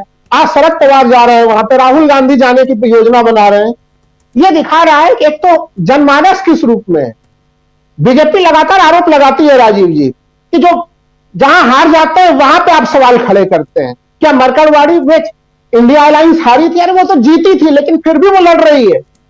वहां पे जनता लड़ रही है कि भाई कम मार्जिन से जीत क्यों हो गई मालसीरस विधानसभा सीट पे। तो ये एक सोचिए कि नैरेटिव कितना जबरदस्त बदला है, लोगों की सोच कितनी बदली है। हार तो छोड़ दीजिए, अगर हम जीते भी हो, सही मार्जिन से हमारी जीत नहीं हुई है, तो हम उसे भी स्वीकार करने के लिए तैयार नहीं। और उस छोटे से गांव में प्रशासन को वहां पे कर्फ्यू लगाना पड़ रहा है, लोगों के ऊपर केस मुकदमे करने पड़ रहे हैं, गिरफ्तारियां करनी पड़ रही है। यह है जनता के तरफ से चुनौती, और यह है इंडिया अलायंस के तरफ से केंद्र सरकार को चुनौती और इलेक्शन कमीशन ऑफ इंडिया को चुनौती। जो आपने कहा इल्तिजा मुफ्ती की तरफ से जो तमाम बयान आ रहे हैं, सोचिए रतलाम से जो वीडियो वायरल हो रहे हैं, वो जिस तरह से जय श्री राम के नारे का प्रयोग करके जूते चप्पल छोटे छोटे नन्हे मासूमों को मारा जा रहा है, तो एनडीए गठबंधन में कितने लोग डंके के चोट पे से स्वीकार करेंगे इसे? तो जो विचारधारा का अंतर है वो बहुत बड़ा अंतर है। जो पार्टी कहती कि 10% मुस्लिम आरक्षण होना चाहिए, तो चंद्रबाबू नायडू क्या वो ऐसे वीडियो का समर्थन कर सकेंगे? तो ये एक बड़ी स्पष्ट रूपरेखा बनी हुई है कि भारतीय जनता पार्टी एनडीए को जिस तरह से और जिस हिसाब से चलाना चाह रही है, उसमें संकट कई सारे हैं। जो वर्तमान में उनके घटक दल है, उनके लिए भी संकट की स्थिति बनी हुई है कि सत्ता का लालच है राजीव जी, लेकिन उस सत्ता के लालच के बावजूद वो कहां तक जो कंप्रोमाइज कर सकेंगे, किस हद तक वो कंप्रोमाइज करेंगे। अभी एकनाथ शिंदे का प्रकरण देखा हम लोगों ने, केवल 1 टाइम पासवर्ड बना के छोड़ दिया गया उनको। अरे चलिए, मुख्यमंत्री नहीं बनाया, उप मुख्यमंत्री बनाया, गृह विभाग दे ही देते, गृह विभाग भी देने के लिए तैयार नहीं है। तो क्या नीतीश कुमार बिहार में इस राजनीति को नहीं समझ रहे हैं, भारतीय जनता पार्टी की राजनीति को? देखिए, महाराष्ट्र में तो बड़े पैमाने पर यह प्रयोग बाद में हुए राजीव जी, सहयोगी दलों को खत्म करने की, लेकिन बिहार में वो प्रयोग 2020 के विधानसभा चुनाव में ही हम लोगों ने देख लिया था कि किस तरह से भारतीय जनता पार्टी ने चिराग पासवान का प्रयोग किया था और नीतीश कुमार के कद को छोटा कर दिया। तो नीतीश कुमार इस चीज को जान रहे हैं कि उनकी राजनीति को खत्म करने के लिए भारतीय जनता पार्टी किस प्रकार की साजिश करेगी, और वो साजिश का पूरा एक मॉडल जो है एकनाथ शिंदे का मॉडल दिख रहा है। वो तस्वीरें एकनाथ शिंदे के, वो वीडियो वायरल हो रहे हैं, तमाम तरह की चीजें हो रही है जिसमें चीजों को देखा जा सकता है। प्रधानमंत्री उनको कोई ज्यादा तवज्जो देते हुए भी नजर नहीं आ रहे हैं। शपथ ग्रहण समारोह में हम लोगों ने देखा इन सारी चीजों को। तो वो मैंने पहले भी आपके कार्यक्रम में कहा था राजीव जी कि जो महाराष्ट्र में चीजें चल रही है और जो मैच फिक्सिंग का मामला चल रहा है, जनता इसे मैच फिक्सिंग ही मानती है कि मैच फिक्सिंग में कुछ ऐसे आंकड़े लेके आ जाइए कि सहयोगियों की जरूरत ही ना पड़े। आप अगर अजीत पवार के सारे इच्छाओं को, उनको आप उसी रूप में रखने के लिए तैयार हैं। अजीत पवार के इच्छाओं को पूरा किया जा रहा है, लेकिन एकनाथ शिंदे के इच्छाओं को पूरा नहीं किया जा रहा है। वही कारण है कि अब एकनाथ शिंदे की जरूरत नहीं बची, जबकि अजीत पवार को इसलिए भी अभी साथ में रखा जा रहा है कि अभी कांग्रेस और अन्य जो उदारवादी दलों का जो स्वरूप है उसको समाप्त करने की कोशिश करने तक उनको सांकेतिक तौर पर उन्हें रखने का प्रयास है राजीव जी वहां पे। तो ये पूरा का पूरा मामला है, और इस पूरे घटनाक्रम से जो चीजें स्पष्ट हो रही है, स्पष्ट ये हो रही है कि चाहे भारत का उत्तरी हिस्सा हो, जम्मू कश्मीर की स्थिति को देखें, चाहे भारत का बिल्कुल पूर्वोत्तर का हिस्सा मणिपुर से जो चीजें निकल के आ रही है, पश्चिम बंगाल से चीजें जो आ रही है निकल के, चाहे वो गुजरात के उपचुनाव के जो नतीजे आए उसने जो संदेश प्रदान किए, दक्षिण में कर्नाटक के नतीजों ने जो संदेश प्रदान किया, महाराष्ट्र ने जो संदेश दिया, चाहे तमिलनाडु की राजनीति में जो चीजें हो रही है, अजीत पवार के 1000 करोड़ के संपत्ति को जिस तरह से अचानक से इनकम टैक्स के ट्रिब्यूनल ने उनको हरी झंडी दे दी, आप उप मुख्यमंत्री बन जाइए, तमाम तरह की चीजें हो जा रही है। तो ये जनता को भी ये चीजें दिख रही है राजीव जी कि वो वॉशिंग मशीन का कॉन्सेप्ट जिसको लग रहा था कि क्या वो केवल राजनीतिक वार्तालाप की शब्दावली है, वो चीजें दिख रही है। जबकि मध्य प्रदेश के भोपाल में प्रधानमंत्री का वो बयान भी, देवेंद्र फडणवीस के चक्की पिसिंग घिसिंग के बयान भी है, तो विरोधाभासों का पूरा बयान है। जनता बहुत बारीकी से देख रही है, और यही कारण है कि आज पॉपुलर जनमत, जो पॉपुलर लोकप्रियता है, लोकप्रिय लोकप्रियता है, वो एनडीए गठबंधन के साथ नहीं है, और इंडिया अलायंस काफी गंभीरता के साथ ईवीएम के मामले को, चुनाव सुधार के मामले को उठा रही है, और उसको जितना मजबूती से उठाएगी जनता उसमें साथ देने के लिए आएगी राजीव जी। जी बिल्कुल बिल्कुल। देखिए, इंडिया गठबंधन की बात हम कर रहे हैं, ममता बनर्जी, और कल हम लोग इस मसले पे और भी बात कर रहे थे, और साफ साफ है कि इसमें अगर बहुत सारी बातें कर चुके हैं, रिपीट होगा, वो बातें रिपीट होंगी, लेकिन महत्वपूर्ण है कि जितने भी रीजनल पार्टियां जितनी भी हैं उन पे, और नेशनल पार्टी कांग्रेस पार्टी सबसे पुरानी पार्टी, उन दोनों के फ़र्क को भी समझने की ज़रूरत है। और उस फ़र्क को अगर समझते हैं आप, तो फिर लगता है कि नहीं, ये लीडरशिप कहाँ होनी चाहिए, और उसके साथ साथ भरोसे वाले कौन लोग हैं। राजनीति में कुछ भी असंभव नहीं है, हर चीज़ संभव है, लेकिन उसके बाद भी भरोसे की गाड़ी कैसे कितनी दूर तक खींचती है वो भी देखना होगा। चलिए, लेकिन आना चाहता हूं जयशंकर जी, आपके पास बहुत कुछ आप सुन रहे हैं। हम यहाँ 3 हमारे साथियों के आप वक्तव्य सुन चुके हैं, ज़रा आपसे भी समझना चाहता हूं। बात यहाँ इंडिया गठबंधन की नहीं है, बात यह है कि क्या इंडिया गठबंधन चुनाव के बाद, लोकसभा चुनाव में एक साथ लड़के उसके बाद बीजेपी को चुनौती पेश करता हुआ नजर आता है? राजीव जी, इंडिया गठबंधन जो है चुनौती तो है ही है, बहुत मजबूत चुनौती है, इसमें कहीं कोई दो राय नहीं है। और लोकसभा के चुनाव में भी देखिए, पश्चिम बंगाल में तो मेरे ख्याल से ममता बनर्जी के साथ तो कोई इंडिया अलायंस का तो गठबंधन हो नहीं पाया था, चुनावी तालमेल तो हो नहीं पाया था। वहां भी कांग्रेस और सीपीएम मिलकर के लड़ रहे थे और ये अलग। तो देखिए, जहां लोकतंत्र है वहां तो होड़ लगेगी, वहां तो लोग दावेदारी करेंगे कि हाँ जी हम नेतृत्व करेंगे, हम नेतृत्व करेंगे। लेकिन जहां लोकतंत्र नहीं है, जहां फासिज्म है, जहां तय हो गया कि साहब प्रधानमंत्री मोदी जी को होना है, तो फिर कोई मतलब ही नहीं है। फिर तो एनडीए क्या, बीजेपी में भी कोई चर्चा नहीं होगी। या जब तय हो गया, आरएसएस ने तय कर लिया कि साहब देवेंद्र फडणवीस मुख्यमंत्री होंगे, तो क्या एकनाथ शिंदे और क्या अजीत पवार, कोई मतलब नहीं है। तो इसलिए वहां तो वोट की बात ही नहीं, सोचनी भी नहीं है। बस ये जरूर है कि देखिए, इंडिया अलायंस को अपने मौजूदा स्वरूप से थोड़ा सा आगे निकलना पड़ेगा, इसको एक्टिव मोड में, एग्रेसिव मोड में आना पड़ेगा। और जो इसका जो कामकाजी ढांचा है, जिसके बारे में हम लोग बहुत शुरू से ही कह रहे हैं कि कामकाजी ढांचे को मजबूती दे करके जनता के जो इशूज है उनको लेकर के सामने आना पड़ेगा। ममता बनर्जी आज लीड करने की बात कर रही हैं। ममता बनर्जी के कारण ही नीतीश कुमार अलग हो गए थे इंडिया से, क्योंकि उस समय वो बार बार संयोजक बनाने की बात कर रहे थे, उनके नाम पे ममता जी को आपत्ति थी, तो ममता जी एक तरह से नीतीश कुमार किनारे हो गए। तो उस ये सारी बातें हैं, इसका कोई बहुत ये नहीं है। लेकिन आज भी ये है कि लीड तो वही करेगा जो बड़ी पार्टी है, जो सिंगल लार्जेस्ट पार्टी है, लीड तो वही करेगी, इसमें कहीं कोई दो राय नहीं है। लेकिन उसको अपने सहयोगी दलों को एक साथ लेना होगा, समन्वय और संवाद के जरिए। हाँकने की प्रवृत्ति नहीं चल सकती है कि राहुल गांधी जी ने कुछ तय कर लिया, या मल्लिकार्जुन खड़गे या सोनिया जी ने कुछ तय कर लिया और बाकी सारे दल उनको फॉलो करें। ये मेरे ख्याल से थोड़ा सा ज्यादा हो जाता है। संसद के अंदर भी जब कभी आप कोई इशू उठाते हैं, उसके पहले आपका एक कोऑर्डिनेशन कमेटी है, उसकी बैठक होनी चाहिए। और बैठक में इशूज तय होने चाहिए कि इन इशूज पे हमको आगे बढ़ना है। अब छोटी छोटी बातें, जैसे मान लीजिए कि अब अडानी का इशू आया, अगर पहले से आप कोऑर्डिनेट करके बात करते तो हो सकता है कि कुछ एक अलग स्वर निकलता, लेकिन अब उसमें जब हुआ तो कांग्रेस और बाकी दल तो एक साथ रहे, लेकिन ममता और एक दो लोग अलग हो गए, उसके सवाल पे उतना आगे नहीं बढ़े। या सीटिंग अरेंजमेंट जो लोकसभा में बनाया है, स्पीकर ने बनाया, अपने ढंग से बनाया, तो उसमें भी कांग्रेस को चाहिए था कि भाई सारी जितने अपने दल हैं, क्षेत्रीय दल हैं जो इंडिया अलायंस के साथ हैं, तो उनको भरोसे में लेकर के अपनी एक रणनीति बनानी चाहिए थी। तो मैं यही कहूंगा कि जब भी कभी इस तरह की कोई बात हो, वैचारिक रूप से सब एक हैं, सबको मालूम है कि हमको जो है क्रोनिकलिज्म का विरोध करना है, फासिज्म का, कम्युनलिज्म का, इन सारी चीजों का विरोध करना है, सोशल जस्टिस का समर्थन करना है, सेकुलरिज्म का समर्थन करना है। इसमें कहीं कोई दो राय वाली बात नहीं है। अप्रोच का सवाल है। अप्रोच में वही है कि आप एक कोऑर्डिनेशन कमेटी जो है मजबूत बनकर के उभर के आना चाहिए। अगर कोई एक अध्यक्ष हो और उसके साथ कोई कन्वीनर हो और 7-8 लोगों की एक कोई बॉडी हो जो तय करे। दूसरा ये जो बार बार हम कहते हैं कि इंडिया अलायंस को दिल्ली से थोड़ा बाहर निकलना पड़ेगा।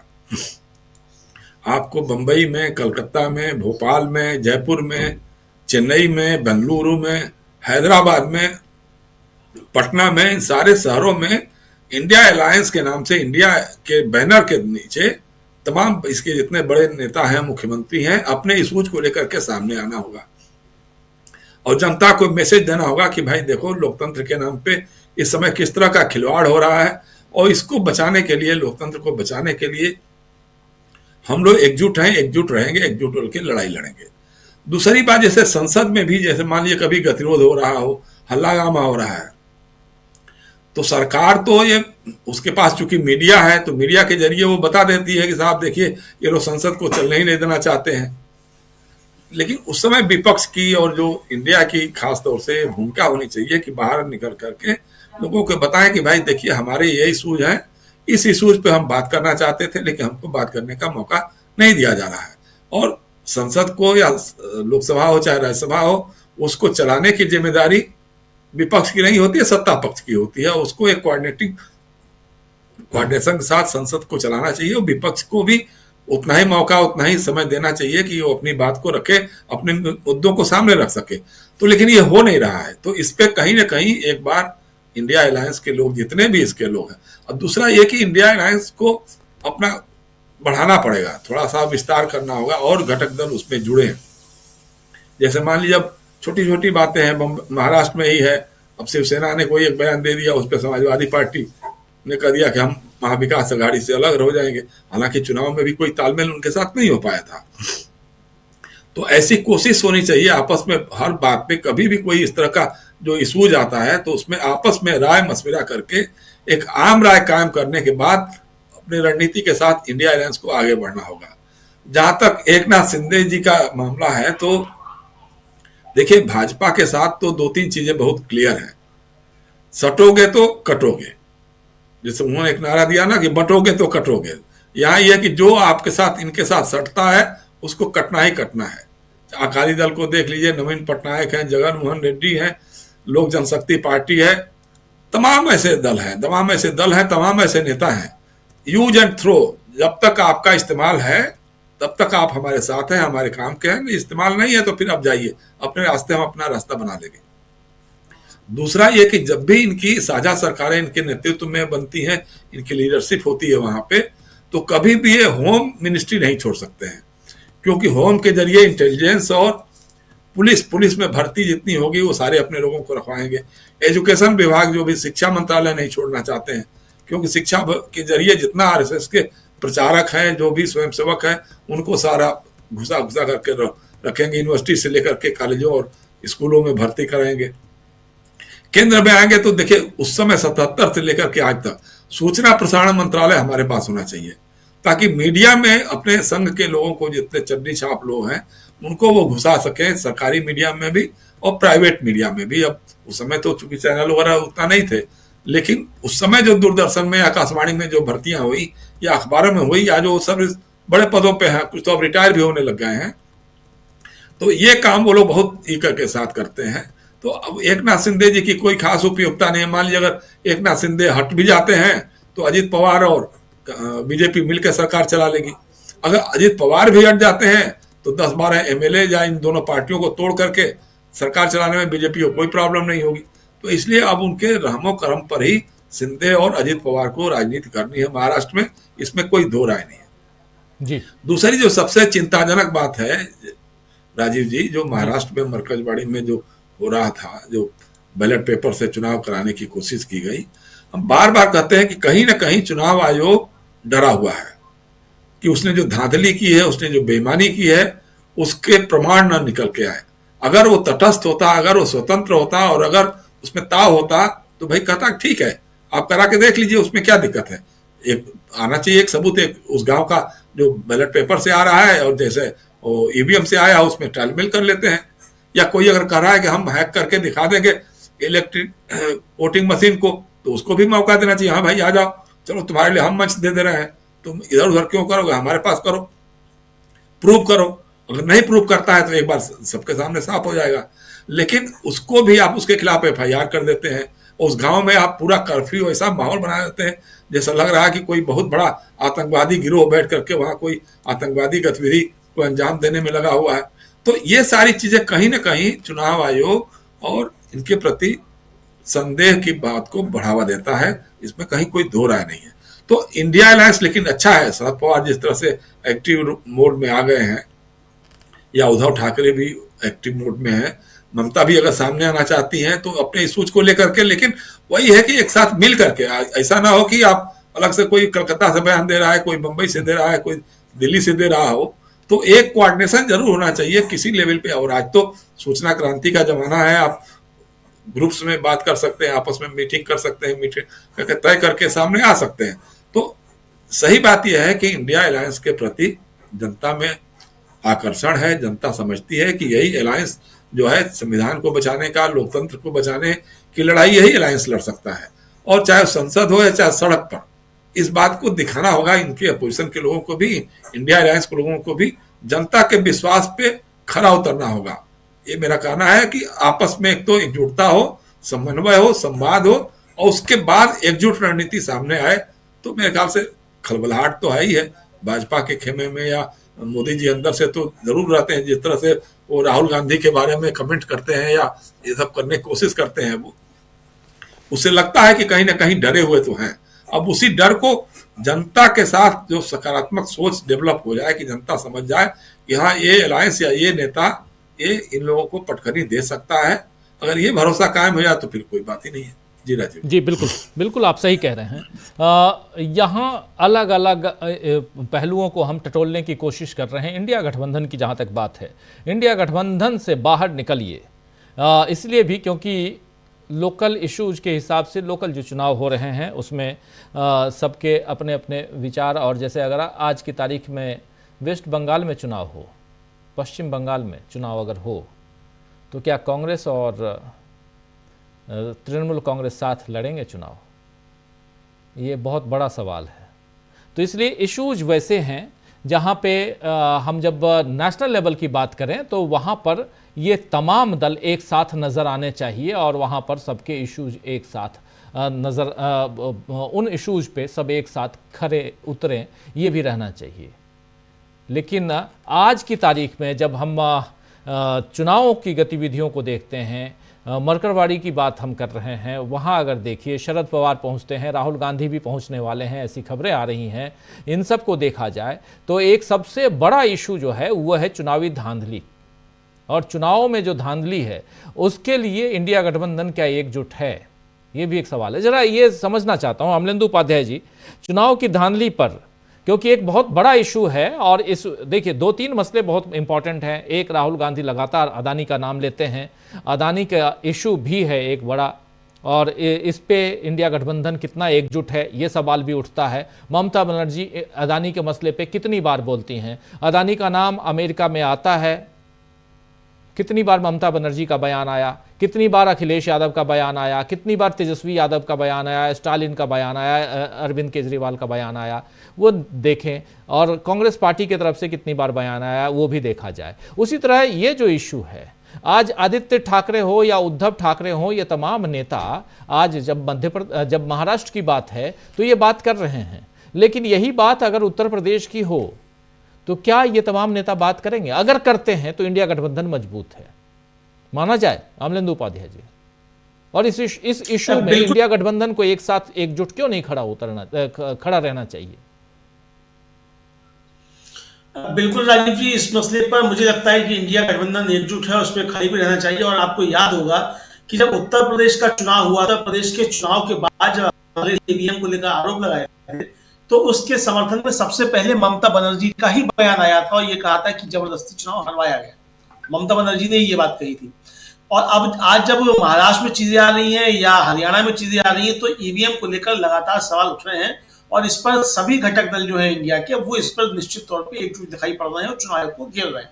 तो इस मसले पर तो मुझे लगता है कि पूरा इंडिया गठबंधन एकजुट है कि चुनाव में धांधलियां नहीं हो और चुनाव में धांधलियों को रोका जाए, इस पर एकजुट है। इस पर मुझे लगता है कोई मतभेद नहीं है। मतभेद के बहुत से मुद्दे हो सकते हैं, जाहिर सी बात है कि जब विभिन्न राजनीतिक दल हैं और 28 राजनीतिक दल हैं, तो सब वैचारिक तौर पे भी उनके बीच मतभिन्नताएं हो सकती हैं, लेकिन इन मतभिन्नताओं के बीच में एक कॉमन मिनिमम प्रोग्राम होता है और एक कॉज होता है कॉमन, कि किस कॉमन कॉज के लिए लोग इकट्ठा हुए हैं। जाहिर सी बात है कि वो कॉमन कॉज जो है वो इस सरकार की जो तानाशाहीपूर्ण रवैया है, इस सरकार का जिस तरीके से चलाती है और जो इसका सांप्रदायिक एजेंडा है, उसके खिलाफ ये सब दल एकजुट हुए थे और उस एजेंडे पर मुझे लगता है कि सब एकजुट हैं। लेकिन अगर बीच में कोई अडानी का मसला उठता है, जैसा कि आपने सवाल उठाया कि भाई ममता बनर्जी ने कितनी बार इस पर बोला, अखिलेश यादव ने इस पर कितनी बार बोला, तो जाहिर सी बात है कि अभी जो हमको फाक दिखाई पड़ रही है वो शायद अडानी की वजह से दिखाई पड़ रही है, क्योंकि अडानी को लेकर समाजवादी पार्टी और ममता बनर्जी जो है उनके में नरम रुख जो है वो मालूम पड़ता रहा है पहले भी। और समाजवादी पार्टी का तो खैर पहले भी अंबानी को लेकर के काफी ज्यादा मसला चलता रहा। मुझे अच्छे तरीके से याद है कि जब दोनों भाइयों के बीच में झगड़ा चल रहा था तो समाजवादी पार्टी के नेता जगह जगह अपनी जो बैठकें करते थे, कहते थे कि जो केंद्र सरकार है, उस समय यूपीए की सरकार थी, उसने दोनों भाइयों में झगड़ा करा दिया और ये सब जो थे अनिल अंबानी के साथ खड़े हुए दिखाई पड़ते थे। तो पूंजीपतियों के साथ समाजवादियों का याराना बहुत पुराना है, इसमें कोई दिक्कत नहीं। तो वो चीजें हो सकता है वो दिक्कत दे रही है, लेकिन अगर ये भी चीजें दिक्कत दे रही हैं तो इस मुद्दे को भी सॉर्ट आउट कर लेना चाहिए कि भाई ठीक है, आप इस मुद्दे पर साथ नहीं है तो ये मुद्दा इंडिया गठबंधन का नहीं है, जिनको इस पर साथ आना है वो साथ में आए इस मसले को लेकर। बाकी जिनको नहीं आना है वो नहीं आए। इंडिया गठबंधन का अपना अगर कोई कॉमन मिनिमम प्रोग्राम बनता है और कोई अगर उस पर सहमति बनती है, बहुत अच्छी बात है। अब जहां तक लीड करने की बात है राजीव जी, मैंने पहले भी जिक्र किया तो फिर जिक्र करना चाहूंगा कि प्रणब मुखर्जी ने जो अपनी आत्मकथा लिखी और उस आत्मकथा के जो अंश जो आए मीडिया में, उसमें उनका कहना था कि वो प्रधानमंत्री पद के दावेदार इसलिए नहीं हो सकते थे क्योंकि उनको हिंदी नहीं आती थी, ये उनका कहना था। तो अब अगर ममता बनर्जी अगर लीड करने की चाहत रखती हैं तो लीड करने की चाहत ममता बनर्जी की आज से नहीं है, 2014 से। और जब वो अन्ना हजारे जो थे आए थे, उनको फिर प्रोजेक्ट किया गया था कि अब ममता बनर्जी जो है वो भारत की प्रधानमंत्री पद की दावेदार होंगी। उसके बाद फिर 2019 में से पहले भी ममता बनर्जी ने खुद प्रयास किए थे, बैठक बुलाई थी और सबको खाना खिलाया था अपने हाथ से, और उसके बाद फिर वो था वो टूट गया था सब गठबंधन, बहुत सारी चीजें हैं। तो वो जाहिर सी बात है कि राजनीतिक दल है तो आपकी इच्छा हो सकती है कुछ भी बनने की, कुछ भी करने की, तो इसलिए सबका अपना अधिकार है। लेकिन बात वही है कि क्या राष्ट्रीय परिप्रेक्ष्य में आपके पास कोई विजन है? समस्या ये है, क्षेत्रीय दल के साथ आपकी अगर मानसिकता क्षेत्रीय दल की ही रहेगी और आप चाहें कि आप राष्ट्रीय स्तर पर नेतृत्व कर ले तो वो संभव नहीं है। केसीआर ने जिस तरीके से अपने को सब राष्ट्रीय स्तर पर लाने की कोशिश की, और वो भी तीसरा मोर्चा बना रहे थे केसीआर भी चुनाव से पहले, हमको अच्छे तरीके से याद है कि वो भी उन्होंने भी अपनी पार्टी का नाम टीआरएस से बदल कर बीआरएस कर लिया, लेकिन वो टीआरएस से बीआरएस बदलने का नतीजा क्या निकला? तो ये बहुत सारी चीजें, तो क्षेत्रीय दलों की अपनी एक सीमाएं हैं, जाहिर सी बात है उनके राष्ट्रीय हो सकते हैं। अब समाजवादी पार्टी को लेकर ही है, जैसे अब ठीक है कि आपने वहां अलग हो गए, आपने कह दिया था महाविकास अघाड़ी से हम अलग हो गए हैं, अबू कासिम आजमी ने कह दिया, लेकिन मध्य प्रदेश में बुधनी में आपको उपचुनाव में खड़ा करने की प्रत्याशी क्या जरूरत थी? जम्मू कश्मीर में आपको 26 प्रत्याशी उतारने की क्या आवश्यकता थी? झारखंड में आपको 21 प्रत्याशी उतारने की आवश्यकता थी? तो ये सारे सवाल फिर उठते हैं कि आप भी जो है वो गठबंधन धन का पालन एक तरीके से नहीं कर रहे हैं। तो बहुत सारी चीजें हैं। तो अगर ये एक कोई बन जाएगा कैबिनेट, मतलब सेक्रेटरिएट केंद्र स्तर पे, तो इस तरह की चीजें भी जो मुझे लगता है फिर बाद में नहीं होंगी। तो ये अच्छा सुझाव है ममता बनर्जी का कि वो एक केंद्रीय सेक्रेटरिएट हो, इसका ये अच्छी बात है। लेकिन उसको कौन लीड करेगा, कौन लीड नहीं करेगा, फिलहाल तो सरकार नहीं बननी है, तो चाहे ममता बनर्जी लीड करें, चाहे अखिलेश यादव लीड करें, बिल्कुल सही बात है, सही बात है अमलेंदु जी। होना चाहिए, एक ऑफिस होना चाहिए, ऑफिस बियरर्स होने चाहिए और उसमें इंडिया गठबंधन को उस हिसाब से काम करना चाहिए। लेकिन जरा एनडीए के बारे में आपने सोचा कभी, आप सब ने कभी? कौन है एनडीए का लीडर? कौन है, कहाँ है एनडीए का ऑफिस बियरर? कहाँ है एनडीए का ऑफिस? वहाँ तो नजर नहीं आता, लेकिन उंगली उठाई जा रही है इंडिया गठबंधन की तरफ। नॉर्मली इंडिया गठबंधन ने बहुत अच्छे ढंग से चुनाव लड़ा, लोकसभा का चुनाव बहुत मजबूती के साथ। इंडिया गठबंधन ने बहुत मजबूती के साथ झारखंड का चुनाव लड़ा, हम सबने देखा। झारखंड में मुख्यमंत्री के शपथ ग्रहण समारोह में इंडिया गठबंधन पूरा नजर आया। तो सब कुछ है, लेकिन इन तमाम मसलों पे अभी फर्स्ट आप सबने अपनी अपनी बात रखी है। ये बात मैं यहाँ इसलिए रख रहा था क्योंकि लगातार इंडिया गठबंधन को डिफेम करने की कोशिश हो रही है। इंडिया गठबंधन में मतभेद है, फूट है, इसकी बात हो रही है। और ठीक है, दो रिजल्ट जैसे भी हो, एन केन प्रकार जीतना था, जीत गई बीजेपी, जीत गई वहाँ महायुति। और लेकिन उसके बाद भी वहाँ चुनाव आयोग के ऊपर, आखिर चुनाव आयोग ने एक मॉक पोलिंग की बात थी, उसमें क्या दिक्कत थी? ओपिनियन पोल्स होते हैं, बहुत तरह के सर्वे होते हैं, वहां भी पोलिंग करवाई जाती है, और यहां मॉक पोलिंग में क्या दिक्कत थी? मरकरवाड़ी में आखिर क्यों नहीं करवाई गई? ये सवाल तो उठता है। प्रशांत टंडन जी, आपके पास ही आना चाहता हूं। और ऐसे और मरकरवाड़ी में आज आंदोलन हो रहा है, 17 लोगों के खिलाफ प्रशासन ने एफआईआर दर्ज करा दी। वहां के जो विधायक हैं जानकर, वो उनके खिलाफ भी एफआईआर दर्ज कराई गई है। और इसके साथ साथ कुछ विधायकों ने इस्तीफे की घोषणा, रेजिग्नेशन के लिए की भी पेशकश की है। साफ साफ कहा है, दो के नाम तो विशाल और जानकर, ये दो जो हैं, एक विक्रोली के और एक यहाँ के, इन दोनों मरकरवाड़ी से, इन दोनों ने तो ऑलरेडी कह दिया है। तो ये सब कुछ है, तो ये इंडिया गठबंधन के बैनर तले ही तो हो रहा है। प्रशांत जी अनम्यूट कीजिए जी। राजीव कुमार जो मुख्य चुनाव आयुक्त है, वो अब बहुत बड़े राजदार हैं, और मेरी निगाह होगी कि फरवरी में शायद उनका कार्यकाल पूरा हो रहा है। तो कार्यकाल पूरा होने के बाद अगला उनका करियर जो है वो क्या होगा, इस पर भी हम लोगों की निगाह होनी चाहिए। जहाँ तक मरकरवाड़ी का सवाल है, देखिए मरकरवाड़ी के लोग को ये विश्वास है कि उन्होंने उस पार्टी को वोट नहीं दिया जिस पार्टी का ईवीएम पे वोट आया, और उनको पूरा अधिकार अपनी बात कहने का है। मैं पहले भी कह चुका हूं कि वो कोई वैधानिक चुनाव नहीं हो रहा था कि वहां से वो चुनाव बैलेट पेपर की काउंटिंग होती और वो कोई वैधानिक चुनाव होता या उसको लेकर वो क्लेम करते। वो अपनी बात कहने का तरीका है। लोग जंतर मंतर पे जाते हैं, बैनर पोस्टर लेके जाते हैं, वो भी एक तरीका है, अपनी बात कहने का तरीका है। और वो विचारों की आजादी का जो आर्टिकल 19(1) है उसके तहत है। वो एक कैंपेन है, वो कैंपेन का हिस्सा है, वो कर दिया। बिना मतलब चुनाव आयोग इसमें जो है वो बहुत ज्यादा संवेदनशील हो गया। अब वो उनकी जो संवेदनशीलता है, जो प्रोएक्टिव हो गए, कर्फ्यू लग गया, उसको रोक दिया गया, गिरफ्तारियां हो रही हैं, मुकदमे हो रहे, उससे लगता है कि कहीं कुछ गड़बड़ है। आप प्रूव कर रहे हो, अपने एक्शन से आप साबित कर रहे हो कि जो कुछ है वो कुछ पर्दादारी है जिसकी। वरना क्या, जैसे अभी जयशंकर जी कहते, क्या दिक्कत थी, आप करार होने देते। लेकिन होने देंगे तो पूरे महाराष्ट्र में उसका असर जाएगा। अब वहां पे पवार का जाने का मतलब ये है, और कई और गांव में देख रहा हूं कि पता कर रहा हूं लोगों से, कई और गांव में ये तैयारियां चल रही हैं। और अभी राजीव जी, सिविल सोसाइटी और पॉलिटिकल पार्टीज अभी ग्राउंड लेवल पे काम कर रही हैं।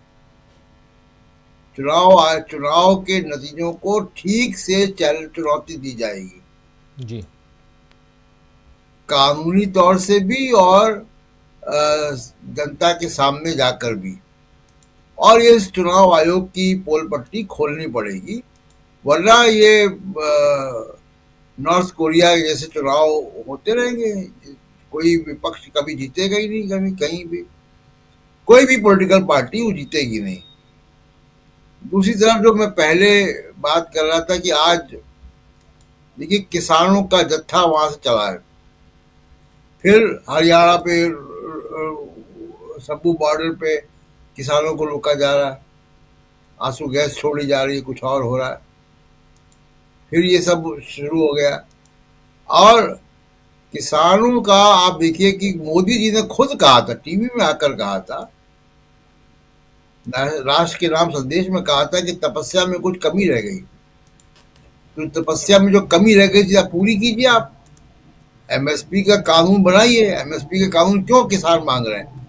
300, 400, 200 रुपए उनको पर क्विंटल कम कीमत मिलता है। स्वामीनाथन आयोग का जो स्वामीनाथन फॉर्मूला लागू नहीं हुआ। 2022 में नरेंद्र मोदी किसानों की आय को दुगना करने की बात कर रहे थे। सबसे ज्यादा आत्महत्याएं अमरावती में हुई, जहां हम लोग गए थे, कपास के किसानों। कपास के किसानों की स्थिति यह है कि पंजाब में 90,000 हेक्टेयर पे कपास बोना बंद कर दिया लोगों ने, किसानों ने, क्योंकि कीमत नहीं मिल रही है। आत्महत्याएं कर रहे हैं, कर्जों में दबे हुए हैं। और आप भाषण करवा दो, आप अन्नदाता और क्या क्या बातें करेंगे। लेकिन मेरा इसमें कहना ये राजीव जी कि जो कुछ हो रहा है बीजेपी के लिए, जो मोदी सरकार और हरियाणा सरकार कर रही है, इसका असर दिल्ली के चुनाव में पड़ेगा। 25 सीटें हैं दिल्ली में जो कि ग्रामीण सीटें हैं। उन ग्रामीण सीटों में कोई एक किसी नेता को आप आम आदमी पार्टी से तोड़ के ले आएंगे, उससे काम नहीं चलेगा। पूरा असर पंजाब के किसानों का यहाँ पे होगा। अभी बात हम लोग कर रहे थे कि एनडीए की और इंडिया गठबंधन की। एनडीए कहाँ है दिल्ली के चुनाव में? अकाली दल है क्या साथ में? अकाली दल तो दिल्ली के चुनाव में थोड़ी सी प्रभाव रखता है कुछ सीटों पर। एनडीए की मीटिंग आखिरी बार कहाँ हुई थी? अशोक होटल में, जिसमें कितनी पार्टियां, 39 पार्टियां बताई गई थी। वो कहाँ है? वो पार्टियां कहाँ? उनका दफ्तर दिल्ली में। एनडीए की बात भी तो करनी चाहिए ना। तो दिल्ली में जैसा मैंने कहा कि अब राजीव कुमार का भी, जो हम लोग कह रहे हैं कि देखिए अरविंद केजरीवाल ने कल भी कहा कि कितने बड़े पैमाने पर वोटों, मतदाताओं को सूची में काटा जा रहा है लोगों को। आज ही डीबी लाइव के पत्रकार ने इकरार ने एक इंटरव्यू किया एक आदमी का जो जिसका नाम कट गया, और वो कह रहा है मैं वहीं रह रहा हूँ जहाँ रहता हूँ। वो अपना वोटर आईडी भी दिखा रहा है पुराना। जी जी जी। तो दिल्ली में अब ये काम शुरू हो गया है राजीव कुमार का। अब प्रोजेक्ट दिल्ली में 2 चालू है। राजीव कुमार अपने में लगे हुए हैं यहाँ पे, और दूसरा जो मैंने कहा कि नफरत का प्रोजेक्ट अब सारा दिल्ली में शिफ्ट हो जाएगा। तो ये 2 काम अब दिल्ली में होंगे और फोकस दिल्ली में फरवरी में। जी राजीव, बिल्कुल बिल्कुल आप सही कह रहे हैं। फोकस जो है वो दिल्ली पे है और पूरा फोकस है। और यहाँ से देखते हैं आगे क्या कुछ बीजेपी करती है, क्योंकि टोटली यहाँ बीजेपी ही सामने है और बीजेपी, आम आदमी पार्टी और कांग्रेस के बीच यहाँ मुकाबला ट्रायंगुलर मुकाबला होगा। लेकिन क्या मरकरवाड़ी से जो एक बात निकली है वो दूर तलक जाएगी? बात यह है कि चुनाव में धांधली और इसको लेकर मरकरवाड़ी महाराष्ट्र में जो आंदोलन चल रहा है वो आंदोलन क्या पूरे देश भर में फैल पाएगा, एक बड़ा सवाल है। और यहाँ से चुनाव सुधार की जो हम बात करते हैं, चुनाव में धांधली को रोकने की जो बात करते हैं, वो बात आगे जा पाएगी। और इसमें इंडिया गठबंधन का रोल कितना बड़ा होता है, क्या रोल होता है, कौन किस ढंग की भूमिका निभा सकता है, इन सब पे बात करते हैं। जरा प्रेम कुमार जी, कैसे देखा जाए? जी राजीव जी, इंडिया गठबंधन में जो घटक दल हैं, और वो तो पीड़ित हैं ही इस सत्ता से, उसकी सियासत से। इंडिया गठबंधन से बाहर भी बहुत सारे लोग हैं जो पीड़ित हैं। वो राजनीतिक दल नहीं है, इसके बावजूद पीड़ितों की संख्या इस देश में बहुत ज्यादा है, इस सत्ता के पीड़ित। आज ही संजीव खन्ना का केस सामने आया, जिसको उस मामले में बरी किया गया, जो आज भी वो जेल में है, एक और मामले में जेल में है। उनका कसूर भी यही था कि उन्होंने नरेंद्र मोदी के खिलाफ जो सांप्रदायिक दंगे गुजरात में हुए थे, उन्होंने बयान दिया था और कहा था कि इन्होंने छूट दे दी थी 3 दिन तक जो कुछ करना है करो। तो उनको अलग अलग मामलों में फंसाया गया। इस देश में आज भी उमर खालिद हैं, शर्जिल इमाम हैं, तीस्ता सीतल बाढ़ हैं, दूसरे बहुत सारे लोग हैं जो संघर्ष कर रहे हैं, कोई जेल के भीतर रह के और जेल से बाहर जमानत पर भी है। तो सत्ता से पीड़ित लोग, वो जो कि सत्ता के खिलाफ लड़ रहे हैं, लोकतंत्र के लिए लड़ रहे हैं या तानाशाही के खिलाफ लड़ाई के प्रतीक हैं। हमें लगता है एक इंट्रा इंडिया गठबंधन बनाने की जरूरत है, केवल पॉलिटिकल पार्टी का नहीं, वैसे लोगों का भी। वो लोग अकेले क्यों संघर्ष कर रहे हैं? क्यों नहीं इंडिया गठबंधन उनके साथ है? क्यों नहीं खुल के बोलने में क्या दिक्कत है कि हम संजीव खन्ना के साथ हैं? भाई आज जब साबित हो जाएगा, कोर्ट साबित करेगा, तब आप साथ रह के ही क्या कर लेंगे? आपको संघर्ष के समय में साथ देना चाहिए। एक व्यक्ति जो कोई मोदी के खिलाफ बोलता है, जो कोई अडानी के खिलाफ बोलता है, उसको तरह तरह से प्रताड़ित करके जेल में डाल दो, वो उसका व्यक्तिगत मामला हो जाता है। तो ये बात भी समझने की आवश्यकता है जब हम इंडिया गठबंधन की बात बोलते हैं। अगर उन चीजों को अगर हम छोड़ते हैं तो इंडिया गठबंधन में भी जब कोई एक पिट रहा होगा तो बाकी देख रहा होगा, वो हालात बनेंगे। अब जैसे ईवीएम का सवाल आपने बोला, बैलेट पेपर का सवाल बोला, आवाज उठ रही कहां से? जो पीड़ित प्रदेश है महाराष्ट्र से आवाज उठ रही है। कहां से? ये एक बहुत अच्छी बात है कि जिस विधानसभा में एनसीपी शरद पवार जीता है, उस विधानसभा में जीत के बावजूद एक गांव में जहां कम वोट मिले हैं, गांव वालों को आश्चर्य है कि उनको कम वोट कैसे मिले, हम तो हमेशा उन्हीं को वोट देते आए हैं। तो ये एक अच्छी बात है कि आवाज उठी है। पर महाराष्ट्र के सवाल पर इंडिया गठबंधन की बैठक राष्ट्रीय स्तर पर क्यों नहीं होनी चाहिए?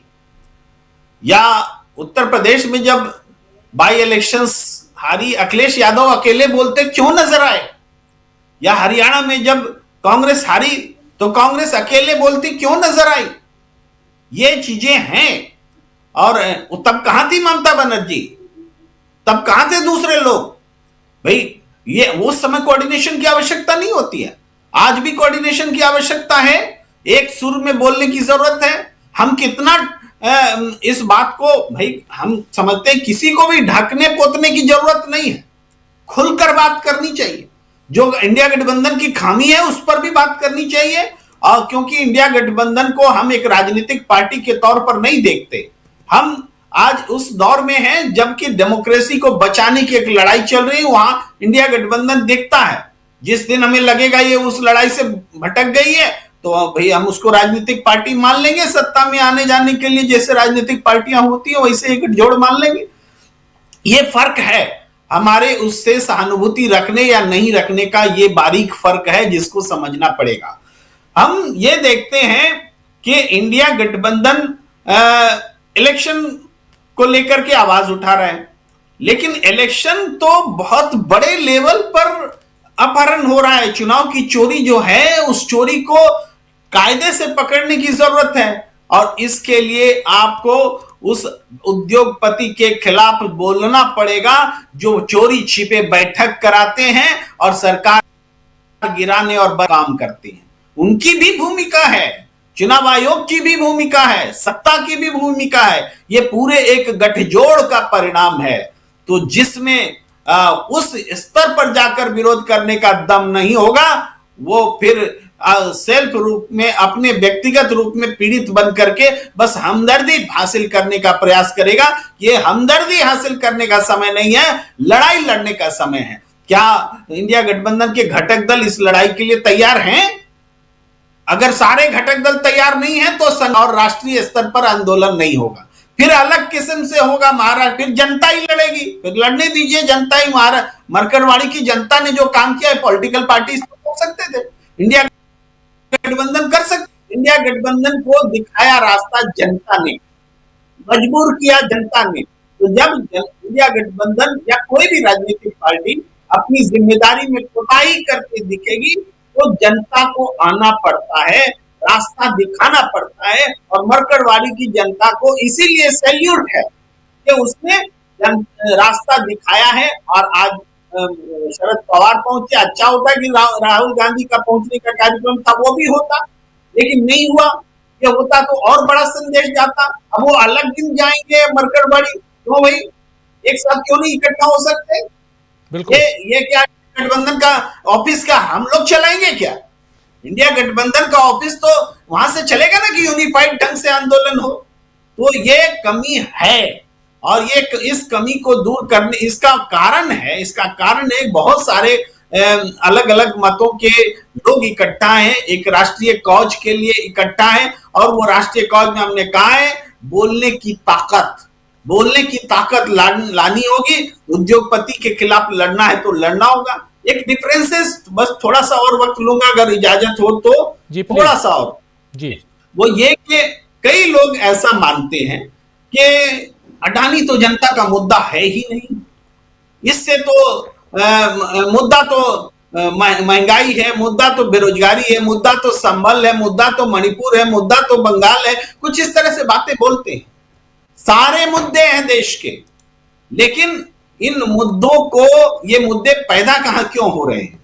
अगर अडानी अपने आप में मुद्दा नहीं है, अडानी पूरा एक सिस्टम है जो कि इन सभी कारणों के जड़ में है। तो यहां पर अगर आप ऐसे सोचते हैं कि अडानी मुद्दा नहीं है, तो मुद्दा क्या है? संविधान बचाओ आंदोलन क्या अडानी से लड़े बगैर होगा? आरक्षण बचाओ आंदोलन क्या अडानी और मोदी के गठजोड़ से लड़े बगैर होगा? जो आबादी के हिसाब से हिस्सेदारी का नारा है, जनगणना को सर्वेक्षण करने की बात है, जातीय सर्वेक्षण, जातीय जनगणना, वो जो सवाल है, वो लड़ाई क्या मोदी अडानी के युति के खिलाफ होगा या उससे हटके होगा? जो लोग सोचते हैं कि उससे हटके होगा और ये इंडिविजुअल एक समस्या है, इससे कोई लेना देना नहीं है, ये उनकी राजनीतिक भूल है। वे उनकी राजनीतिक भूल है। अगर वो इस बात को नहीं समझेंगे तो कि लड़ाई कहां पर है, तो ये गठबंधन फिर इसी तरह का एक गठजोड़ बनकर रह जाएगा, जो कि जिसका ना कोई प्रमुख होगा, बस अघोषित रूप से लोग नेता रहेंगे। तात्कालिक सफलताएं मिल सकती हैं, तात्कालिक सफलताएं तो अकेले भी चुनाव लड़के मिलती हैं, गठजोड़ में भी मिल जाएंगी, लेकिन एक व्यापक और निरंतरता के साथ सफलता तब मिलेगी जब स्पष्ट रूप से आप नेता का चुनाव करिए।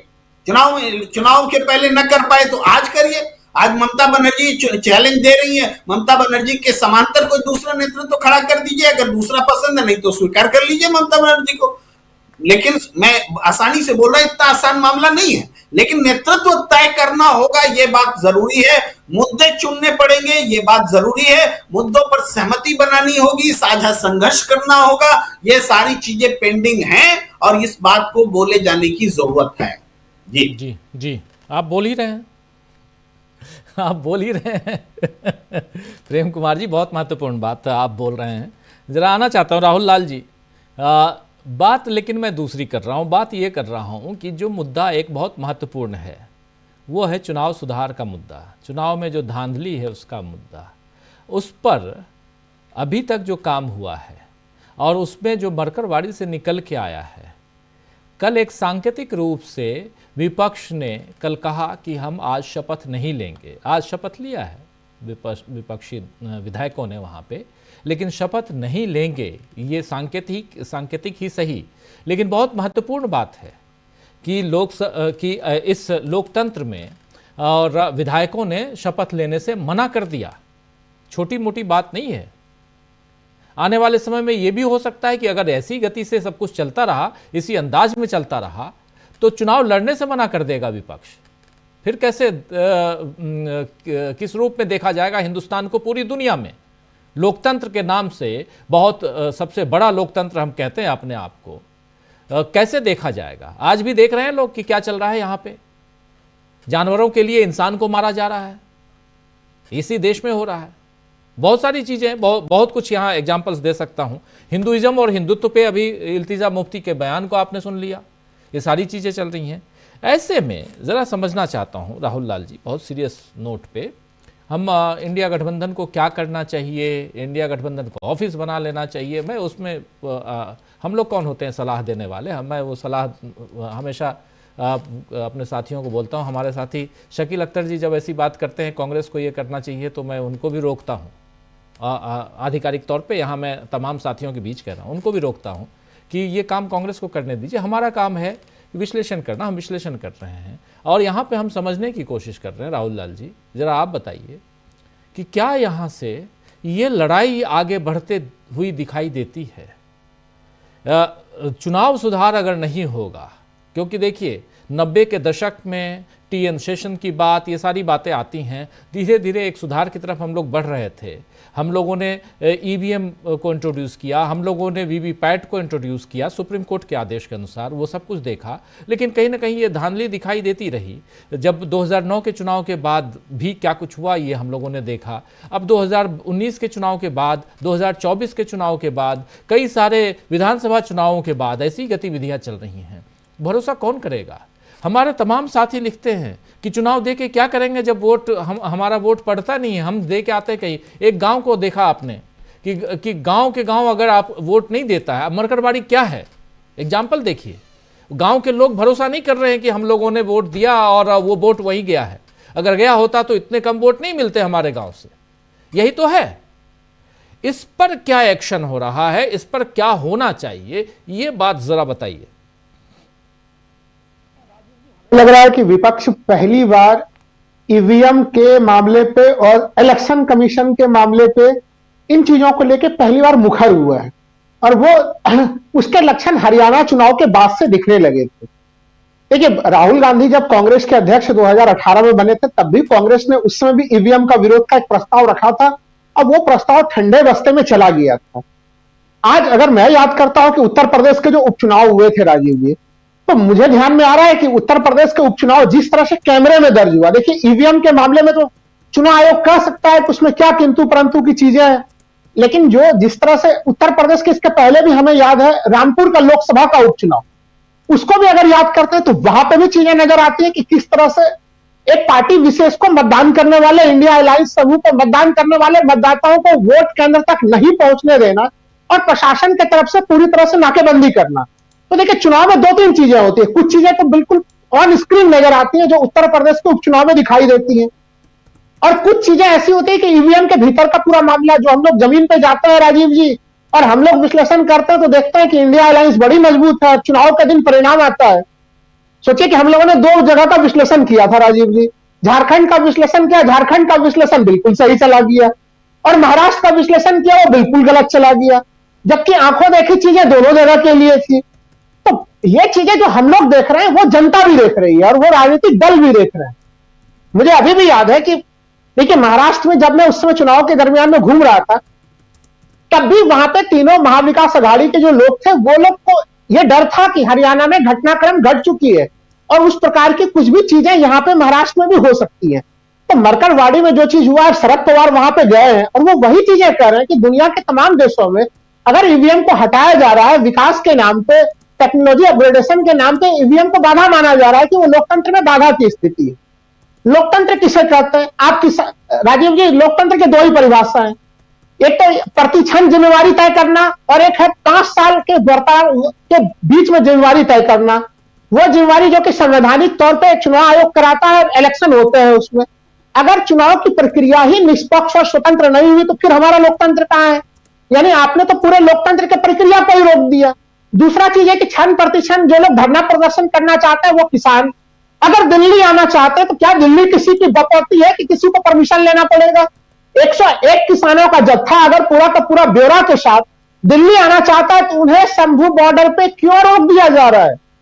101 किसान विधिवत अपने नामों की घोषणा करके आने के लिए तैयार हैं, तो क्या उससे दिल्ली की ट्रैफिक रुक जाएगी? क्या 101 किसानों को भी कंट्रोल करने की क्षमता नहीं है केंद्र सरकार में? मकसद देखिए पूरा यही है राजीव जी की लोकतंत्र के जो अलग अलग विभिन्न जीवंत तत्व हैं उसको समाप्त किया जा रहा है। और मैं मानता हूं, मेरा मानना यह है कि इस बार जो विपक्ष इंडिया अलायंस के जो घटक दल हैं वो बड़े मजबूती के साथ खड़े हैं। अगर वो मजबूती के साथ खड़े ना होते तो हमने देखा हेमंत सोरेन का बयान राजीव जी, हेमंत सोरेन ने खुल के कहा कि हम भले यहां पे ईवीएम के माध्यम ईवीएम से वोटिंग हुआ, उस प्रणाली में भाग लिया और जीत हासिल की इंडिया अलायंस ने, लेकिन ईवीएम का समर्थन नहीं करते और ईवीएम नहीं होता तो 75 सीटें आती इंडिया अलायंस को, ये हेमंत सोरेन कह रहे हैं। तो अलग अलग मुझे अगर मैं देखूं कि अलग अलग जो स्वर पॉलिटिकल पार्टी के हैं और जनता के स्वर हैं, पहली बार उस स्वर में बड़ी गंभीरता आई है। नहीं तो एक समय में तो ये राजनीतिक दल ऑफ द रिकॉर्ड बोलते थे ईवीएम के मामले में, ऑन फ्रंट ईवीएम के बारे में बातचीत करने से बचते थे। एक परिवर्तन आया। हमें एक चीज याद है राजीव जी, क्योंकि जब हम लोग इंडिया अलायंस के बारे में बात करते हैं तो फिर आपने इंडिया अलायंस को लेकर सवाल पूछा था। आप महाराष्ट्र में थे राजीव जी, आप और प्रशांत टंडन जी, महाराष्ट्र से इंडिया गठबंधन की वहां पर बैठक हो रही तो अचानक से दिल्ली में उसी क्षण में दिल्ली बीजेपी हेड ऑफिस में यहाँ पे इंडिया अलायंस की दिल्ली में जो की बैठक अचानक से हुई और 48 पार्टियों का वैसा नाम लिया गया जिनके ना तो नेताओं को लोग जान रहे थे, जिनमें लोग सरपंच का चुनाव भी जीते हुए लोग शामिल नहीं थे। तो इंडिया अलायंस के सामने में जो एनडीए अलायंस है उसके तो वर्किंग सिस्टम की क्या बात की जाए, वो तो तब उसको अचानक से जन दबाव के सामने में लाया जाता है उसको, जब इंडिया अलायंस की बहुत चर्चा होती तो हम भी एक अलायंस है, नाम जान लीजिए हमारा, तो आपको याद होगा कि उस समय आप लोग मुंबई में थे और दिल्ली में अचानक से एनडीए की बैठक हुई थी, और वो भी बैठक 2014 के बाद पहली बैठक हो रही थी। यानी 2014 से एनडीए की सत्ता चल रही थी, लेकिन बैठक वो पहली बार दबाव में हो रही थी। तो मुझे लगता है कि देखिए, इंडिया अलायंस को, वो अलायंस है, और अलायंस में देखिए हम लोगों ने घटक दलों को पहले से ही देखा है राजीव जी। घटक दल कभी एक पॉलिटिकल पार्टी नहीं हो सकते। उनसे वो अपेक्षा करना कि वो बिल्कुल एक पॉलिटिकल पार्टी के रूप में व्यवहार करें, तो इसका मतलब है कि फिर ये राजनीतिक व्यवहारिताओं से समय सीमा से परे हम उनको एक आदर्श स्थिति में देखना चाहते हैं। और राजनीति में 100% आदर्श स्थितियां नहीं मिलेंगी, लेकिन फिर भी वो जिस तरह से मजबूत है, खड़े हैं, हमारे लिए तो यही आश्चर्य का विषय है कि जब केंद्र सरकार के पास इनकम टैक्स, ईडी, जितने भी संवैधानिक संस्थाएं हैं, पूंजीगत संस्थाएं, सब उनके पास है, फिर भी अगर वो 4 जून के बाद अगर एक सांसद तोड़ के नहीं ले पाए, तो ये इंडिया अलायंस की सबसे बड़ी सफलता है। ये नहीं तो सबों को उम्मीद था कि भारतीय जनता पार्टी 240 की संख्या को कभी पसंद नहीं करेगी, तोड़ मरोड़ देगी। कम से कम इतने दिनों तक तो, कम से कम 6 महीने तक तो अभी तक वो सारे सांसद बिल्कुल अक्षुण्ण है, और लोकसभा के भीतर हो, लोकसभा के बाहर हो, हर जगह अपनी बातों को मजबूती से रख रहे हैं। तो इंडिया अलायंस की भूमिका को मैं एक अलग रूप में देखता हूं। आपको याद हो, हम लोग हमेशा देखते हैं कि एनडीए के घटक दल, जिन राज्यों में वो घटक दल का प्रभाव होता है, वहां पर गठबंधन होता है राजीव जी, लेकिन उससे परे दूसरे दलों में भी वो खड़े होते हैं कैंडिडेट। तो राजनीतिक दल अलग अलग चुनाव में अपने कैंडिडेट्स खड़े करेंगे, उसको ये मान लेना, क्योंकि देखिए राज्य के मुद्दे हमेशा अलग होंगे और केंद्रीय मुद्दे हमेशा अलग होंगे। भारतीय जनता पार्टी ने एक द्वंद्व फैलाने का प्रयास किया इंडिया अलायंस को बदनाम करने के लिए, तो वो देखिए केरल में तो लोग लड़ रहे हैं जी, दिल्ली में एक साथ, क्यों नहीं होंगे एक साथ? यही तो लोकतंत्र की जीवंतता है कि हम साथ में लड़ते भी हैं, और राष्ट्रीय कारणों पर संविधान बचाना हो, देश बचाना हो, तो हम उसके लिए एक साथ खड़े भी होते हैं। तो इंडिया, मैं तो सहमत हूं जो जयशंकर जी कह रहे थे कि भारतीय जनता पार्टी में अगर तानाशाही की स्थिति है, तो वहां तो तानाशाही के डंडे के कारण हमें अनुशासन दिखेगा।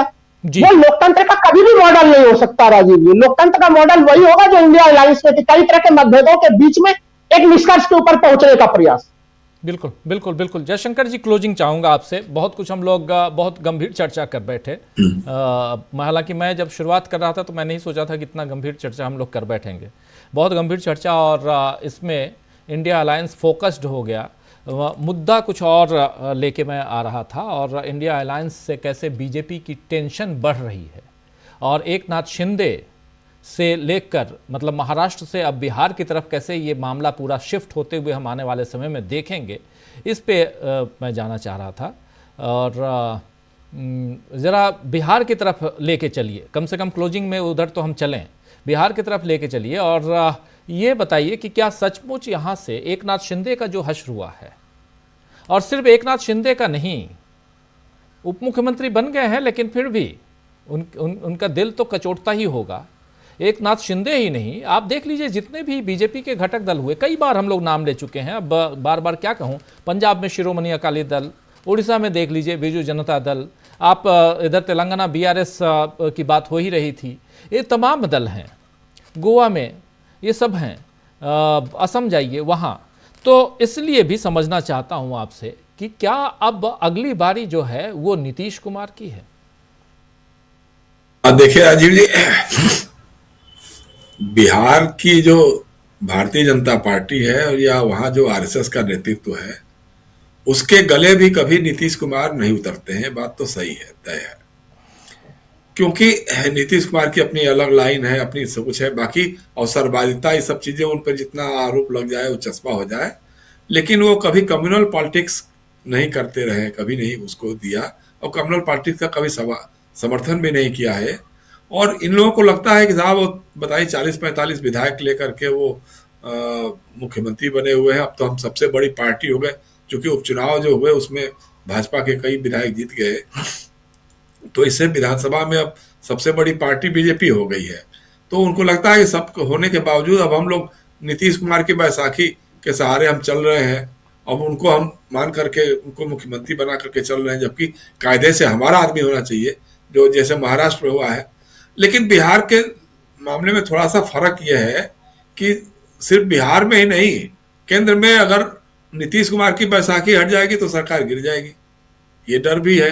तो अगर मान लीजिए लोग चाहें भी कि हाँ गिरिराज सिंह जैसे लोग या बहुत सारे लोग जो कोशिश करते हैं कि नहीं साहब नेतृत्व परिवर्तन होना चाहिए, बीजेपी को कमांड मिलनी चाहिए, बीजेपी का मुख्यमंत्री बनना चाहिए, तो लेकिन उधर ये भी डर लगता है कि साहब अगर ऐसा होगा और नीतीश कुमार झटका दे गए और उधर टीडीपी ने भी उन्हीं के साथ मिलकर के कुछ खेल कर दिया तो हमारी सरकार गिर जाएगी। तो ये कारण है, इसलिए थोड़ा आगे नहीं बढ़ पा रहे हैं लोग। और नीतीश कुमार के साथ दिक्कत ये है कि वो दोनों लड्डू चाहते हैं, एक जिस पर वो उनके हाथ में है, दूसरा जो सामने दिख रहा है। और जब तक इंश्योर नहीं हो जाए कि सामने वाला मिल जाएगा तब तक हाथ वाले लड्डू को छोड़ना नहीं चाहेंगे, ऐसा मुझे लगता है। दूसरा ये, जैसे बार बार बात हो रही थी, आपने भी कहा कि एनडीए और इंडिया अलायंस के बारे में। देखिए, हम इंडिया अलायंस को लेकर के चिंतित ये इसलिए हैं कि इंडिया अलायंस ही है जो इस देश में संविधान और लोकतंत्र की रक्षा की लड़ाई लड़ सकता है। एनडीए तो एक फासिस्ट संगठन एक तरह का हो गया है। वो भी एनडीए का भी होता था, अटल बिहारी वाजपेयी जब प्रधानमंत्री और उसके अध्यक्ष होते थे तो जॉर्ज फर्नांडिस या शरद यादव उसके संयोजक होते थे। उसकी एक संयोजक बॉडी होती जिसकी अक्सर बैठकें होती थी। और आपको याद होगा कि उस समय एनडीए का दबाव इतना होता था कि भाजपा की हिम्मत नहीं पड़ती थी कि अपने वो एजेंडों को सामने लाके रख सके। उन्होंने कह दिया था कि भाई हमको अपने जितने जो भाजपा के एजेंडे हैं उनको कोल्ड स्टोरेज में फ्रिज में रखना होगा और वो एनडीए का एजेंडा ही अब चलेगा। लेकिन वो स्थिति कुछ और थी, आज की स्थिति कुछ और है। आज तो एनडीए के सबसे मजबूत घटक जो हैं वो है ईडी, सीबीआई और इनकम टैक्स। इसके जरिए वो सबको नापते रहते हैं, सबको संयोजते रहते हैं, वही उनकी ताकत। आप देखिए, चंद्रबाबू नायडू के ऊपर जो केसेज थे सारे केसेज हट गए। अजीत पवार के ऊपर जितने केसेज थे हट गए। सारा उनका पैसा संपत्ति जो जब्त हो रही थी वो वापस हो गई। तो इसलिए तो इनकी मजबूरी वो रहेंगे ही रहेंगे। लेकिन ये मान करके चलना चाहिए कि चूंकि हमको कम्युनल और फासिस्ट राजनीति के खिलाफ लड़ना है तो इंडिया अलायंस को मजबूत होना होगा, एकजुट होना होगा, आक्रामक होगा ना। ये मैं बार बार कह रहा हूं। मैं उसी क्रम में कहता हूं मैं कि देखिए, इंडिया अलायंस जो भी है, अखिलेश यादव या ममता बनर्जी या उद्धव ठाकरे या कोई और, के स्टालिन भी, जिनके पास बहुत सांसद हैं, ये लीड नहीं कर सकते हैं। वो एक सिनेरियो एक था 90 के दशक में, जब देवेगौड़ा जी प्रधानमंत्री बन गए थे, गुजराल प्रधानमंत्री बन गए थे, तब तक हमारे बहुत सारे क्षेत्रीय दलों के नेताओं और छत्रपों को लगता है कि जब देवेगौड़ा बन सकते हैं, गुजराल बन सकते हैं, तो हम क्यों नहीं। लेकिन उस समय था कि कांग्रेस ढुलमुल यकीन राजनीति करती थी कि चलिए समर्थन दे देंगे, हम खुद नहीं बनाएंगे। सबसे बड़ी पार्टी होती थी वो, लेकिन खुद सरकार नहीं बना के हम इनको सपोर्ट देंगे, फिर बाद में विड्रॉ भी कर लेंगे, उनकी सरकार को गिरा भी देंगे। तो वो जो खेल चलता था उसका खामियाजा भारतीय लोकतंत्र ने काफी भुगता है। तो अभी लीड तो वही करेगा जो सबसे बड़ी पार्टी है और जो सबसे बड़ी पार्टी का नेता है। लेकिन वही बार बार जो कहता हूं कि आपको लीड करना होगा, आपको हाँकना नहीं होगा। आप ये मत सोचिए कि हमने तय कर दिया कि हाँ जी अब ये करने जा रहे हैं हम, फॉलो में, वो नहीं चलने वाला है जी। आपको एक साथ बैठ करके बात करनी होगी। जैसे अभी अमलेंदु बता रहे थे कि यहाँ इस राज्य में वो लड़ गए, उस राज्य में वो लड़ गए। भाई, चुनाव जब हो रहा था तो यही तो इंडिया अलायंस की जरूरत थी कि आप एक बार घटक दलों को बुला करके बात करते कि साहब इस राज्य में इस घटक दल की मजबूती है, तो जाहिर सी बात है सबसे अधिक सीटें वही लड़ेगा और बाकी जिन दलों के उनमें ये भूमिका होगी। लेकिन बाकी जो दल हैं वो वहां लड़ने के बजाय, वोटों का बंटवारा बनने के बजाय, इंडिया अलायंस के मंच पर बैठ करके एनडीए को या फासिस्ट ताकतों को, कम्युनल ताकतों को हराने में योगदान करें। लेकिन आप क्या कर रहे थे मध्य प्रदेश में? अखिलेश क्या है, हरियाणा में समाजवादी पार्टी का यहाँ क्या है? इस तरह की बातें नहीं होनी चाहिए। अगर आपको इंडिया अलायंस को लीड करना है तो आपको मिलजुल करके बात करनी होगी और एक रणनीति बना करके चलनी होगी, जब भी संसद में भी और संसद के बाहर भी। बार बार कहता हूं, पता नहीं, खैर आपने सही कहा कि भाई हम कौन होते हैं सलाह देने वाले, लेकिन हमारी चिंता है, चूंकि हम चाहते हैं कि इस देश में लोकतंत्र बचा रहे, संविधान बचा रहे और उसके हिसाब से निजाम चले। इसलिए हम उम्मीद उनके साथ करते हैं कि जिनको लगता है कि जो लोग लड़ सकते हैं संविधान के लिए, लोकतंत्र के लिए लड़ सकते हैं। बाकी इन लोगों का तो कोई मतलब नहीं रहा है, इसलिए इनसे कोई उम्मीद की बात नहीं है। लेकिन ये जरूर है कि इंडिया अलायंस की जो संसद में अभी मजबूती दिख रही है, इशू बेस्ड भी दिख रही है, उसको लेकर के भाजपा सहमी हुई है, डरी हुई है, आतंकित भी है। अब उसको यही लगता है कि कभी कभी उसके लिए साहब कभी ममता जी का बयान आ गया, कभी अखिलेश जी का बयान आ गया, कभी किसी का बयान आ गया, तो यही इसी से उसको संतुष्टि हो सकती है। लेकिन ऐसा है नहीं। दूसरी बात यह है कि जैसे चुनाव आयोग के खिलाफ जो इंडिया अलायंस ने स्टैंड लिया, केंद्रीय स्तर पर भी जो लिया, उसके आगे क्या हुआ ये किसी को पता नहीं है। महाराष्ट्र में तो जाकर के ठीक है, मरखरवाड़ी में हो रहा है। शरद पवार जैसा आदमी, बुजुर्ग आदमी जिसकी उम्र लगभग पूरी हो रही है और कैंसर के मरीज भी रहे, वो आदमी भी इस उम्र में अगर वहां जाकर के चुनाव आयोग के खिलाफ लड़ाई लड़ने को तैयार है, इसका मतलब कि महाराष्ट्र में कुछ बहुत बड़ा घपला घोटाला हुआ है, ये बात मान के चलिए। क्योंकि अगर नहीं ऐसा कुछ होता, शरद पवार कहते ठीक है भैया माफ करो यार, हो गया बहुत, अब मैं चला अब आराम करने वाला हूं। लेकिन उस आदमी को भी लग रहा है कि नहीं, जो जनादेश था, जनमत जो था, वो एनडीए के या महायुति के पक्ष में नहीं था, उसको मैनेज किया गया है, उसको बदला गया है, जनादेश को बदला गया है। इसलिए वो आदमी जाकर के इस उम्र में भी संघर्ष करने की बात कर रहा है, लड़ने की बात कर रहा है। और इसको मिलकर के जैसा ठीक है, हमारे एक दो और मित्रों ने भी कहा है कि बेहतर यह होता कि अगर इंडिया अलायंस का पूरा एक गुट बना करके, एक डेलीगेशन बना करके उस जगह पे जाता और कहता कि भाई इनको चुनाव आयोग मौका दो। अगर मॉक ट्रायल भी कर रहे हैं, वो बैलेट पेपर से चुनाव कराने का एक नमूना ही पेश करना चाहते हैं, तो उनको मौका दो। उसमें क्या है, लोकतंत्र में अभिव्यक्ति की स्वतंत्रता तो सभी को है।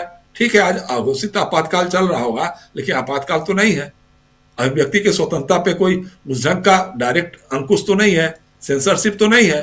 तो लोगों को अपनी बात कहने का जब तक है मौका है, संविधान जब तक चल रहा है तब तक तो आपको मौका देना चाहिए। ठीक है, उनको करने दीजिए, डिमॉन्स्ट्रेट करने दीजिए। अगर उसमें लगता है कुछ वाकई कि हाँ भाई कहीं कुछ है, तो आप उस पर विचार करिए। हाँ ठीक है, इस तरह के अगर और प्रयोग होते हैं, भाई जैसे उदाहरण के तौर पे किसी एक कॉन्स्टिट्यूंसी में ही ईवीएम मशीनों को आप खोल करके कहते कि साहब देखो चलो इस कॉन्स्टिट्यूंसी की बात है, आप लोग तय करके बता दीजिए, हम वीवीपैट से इसका मिलान करके देख लेते हैं। या जो ईवीएम मशीन जो पोलिंग बूथ पर जिसपे वो वोट पोल हुए थे, उसकी गणना, उसका ये नंबर है, देखो आप इससे मिलान कर लीजिए। कहीं एक तो आप उदाहरण देंगे, कहीं एक तो आप प्रमाण देंगे, या खाली शेर शायरी सुना देंगे और कहेंगे कि बस हो गया जी हो गया, तो इससे तो काम नहीं चलेगा। तो चुनाव आयोग कटघरे में है और उसके खिलाफ आपको इंडिया अलायंस को, अपोजिशन को, सारी पार्टियों को, चाहे उसमें लेफ्ट हो राइट हो जो भी है, उनको एक बहुत बड़ा अभियान चलाना होगा। चुनाव सुधारों के लिए कटिबद्ध तरीके से, आक्रामक तरीके से सामने आना होगा और इसको निर्णायक मुकाम तक ले जाना होगा। चुनाव आते रहेंगे, जाते रहेंगे, उसमें आप शिरकत कीजिए, भाग लीजिए, ठीक है, लेकिन एक बार बता दीजिए कि भाई अगर इसी तरह चलता रहेगा तो हम चुनाव का बहिष्कार भी कर सकते हैं। जी राजीव जी, बिल्कुल बिल्कुल आप सही कह रहे हैं कि चुनाव का बहिष्कार और आने वाले समय में शायद वो भी हम देखेंगे, लेकिन बहुत महत्वपूर्ण है कि यहाँ से देश की सियासत जो है वो एक दूसरी दिशा में जाते हुए हम लोग देखेंगे। कम से कम इतनी बात तो हो रही है कि चुनाव के बारे में और चुनाव में जो धांधलियाँ हो रही हैं उस बारे में बात हो रही है। अभी तक ईवीएम और सिर्फ ईवीएम की बात होती थी, लेकिन ईवीएम से पहले और ईवीएम के बाद भी बहुत कुछ है और उस पर चर्चा लगातार चल रही है। ये सबसे बड़ी बात है। अगर शरद पवार वहाँ मरकरवाड़ी गांव पहुँचते हैं, वहाँ पर वो अपनी बात रखते हैं और इधर अरविंद केजरीवाल पोल खोलते हैं, लोग मिल रहे हैं। अपने ही रिपोर्टर को दिल्ली में आप देख लीजिए, इकरार खान, उनको अगर वैसे लोग मिल रहे हैं जिनके नाम काट दिए गए, जिनके पास, और वो वही है उसके बाद भी, तो ये छोटी मोटी घटना नहीं है, बहुत बड़ी घटना है। सब कुछ कैमरे के अंदर है। इसलिए भी अब ये सोचना है चुनाव आयोग को कि कैसे फेयर चुनाव करवाए, कैसे पारदर्शी चुनाव करवाए, ये उसका काम है। लोकतंत्र तभी जिंदा रहेगा और इसके लिए बहुत ज़्यादा जिम्मेदारी चुनाव आयोग की है।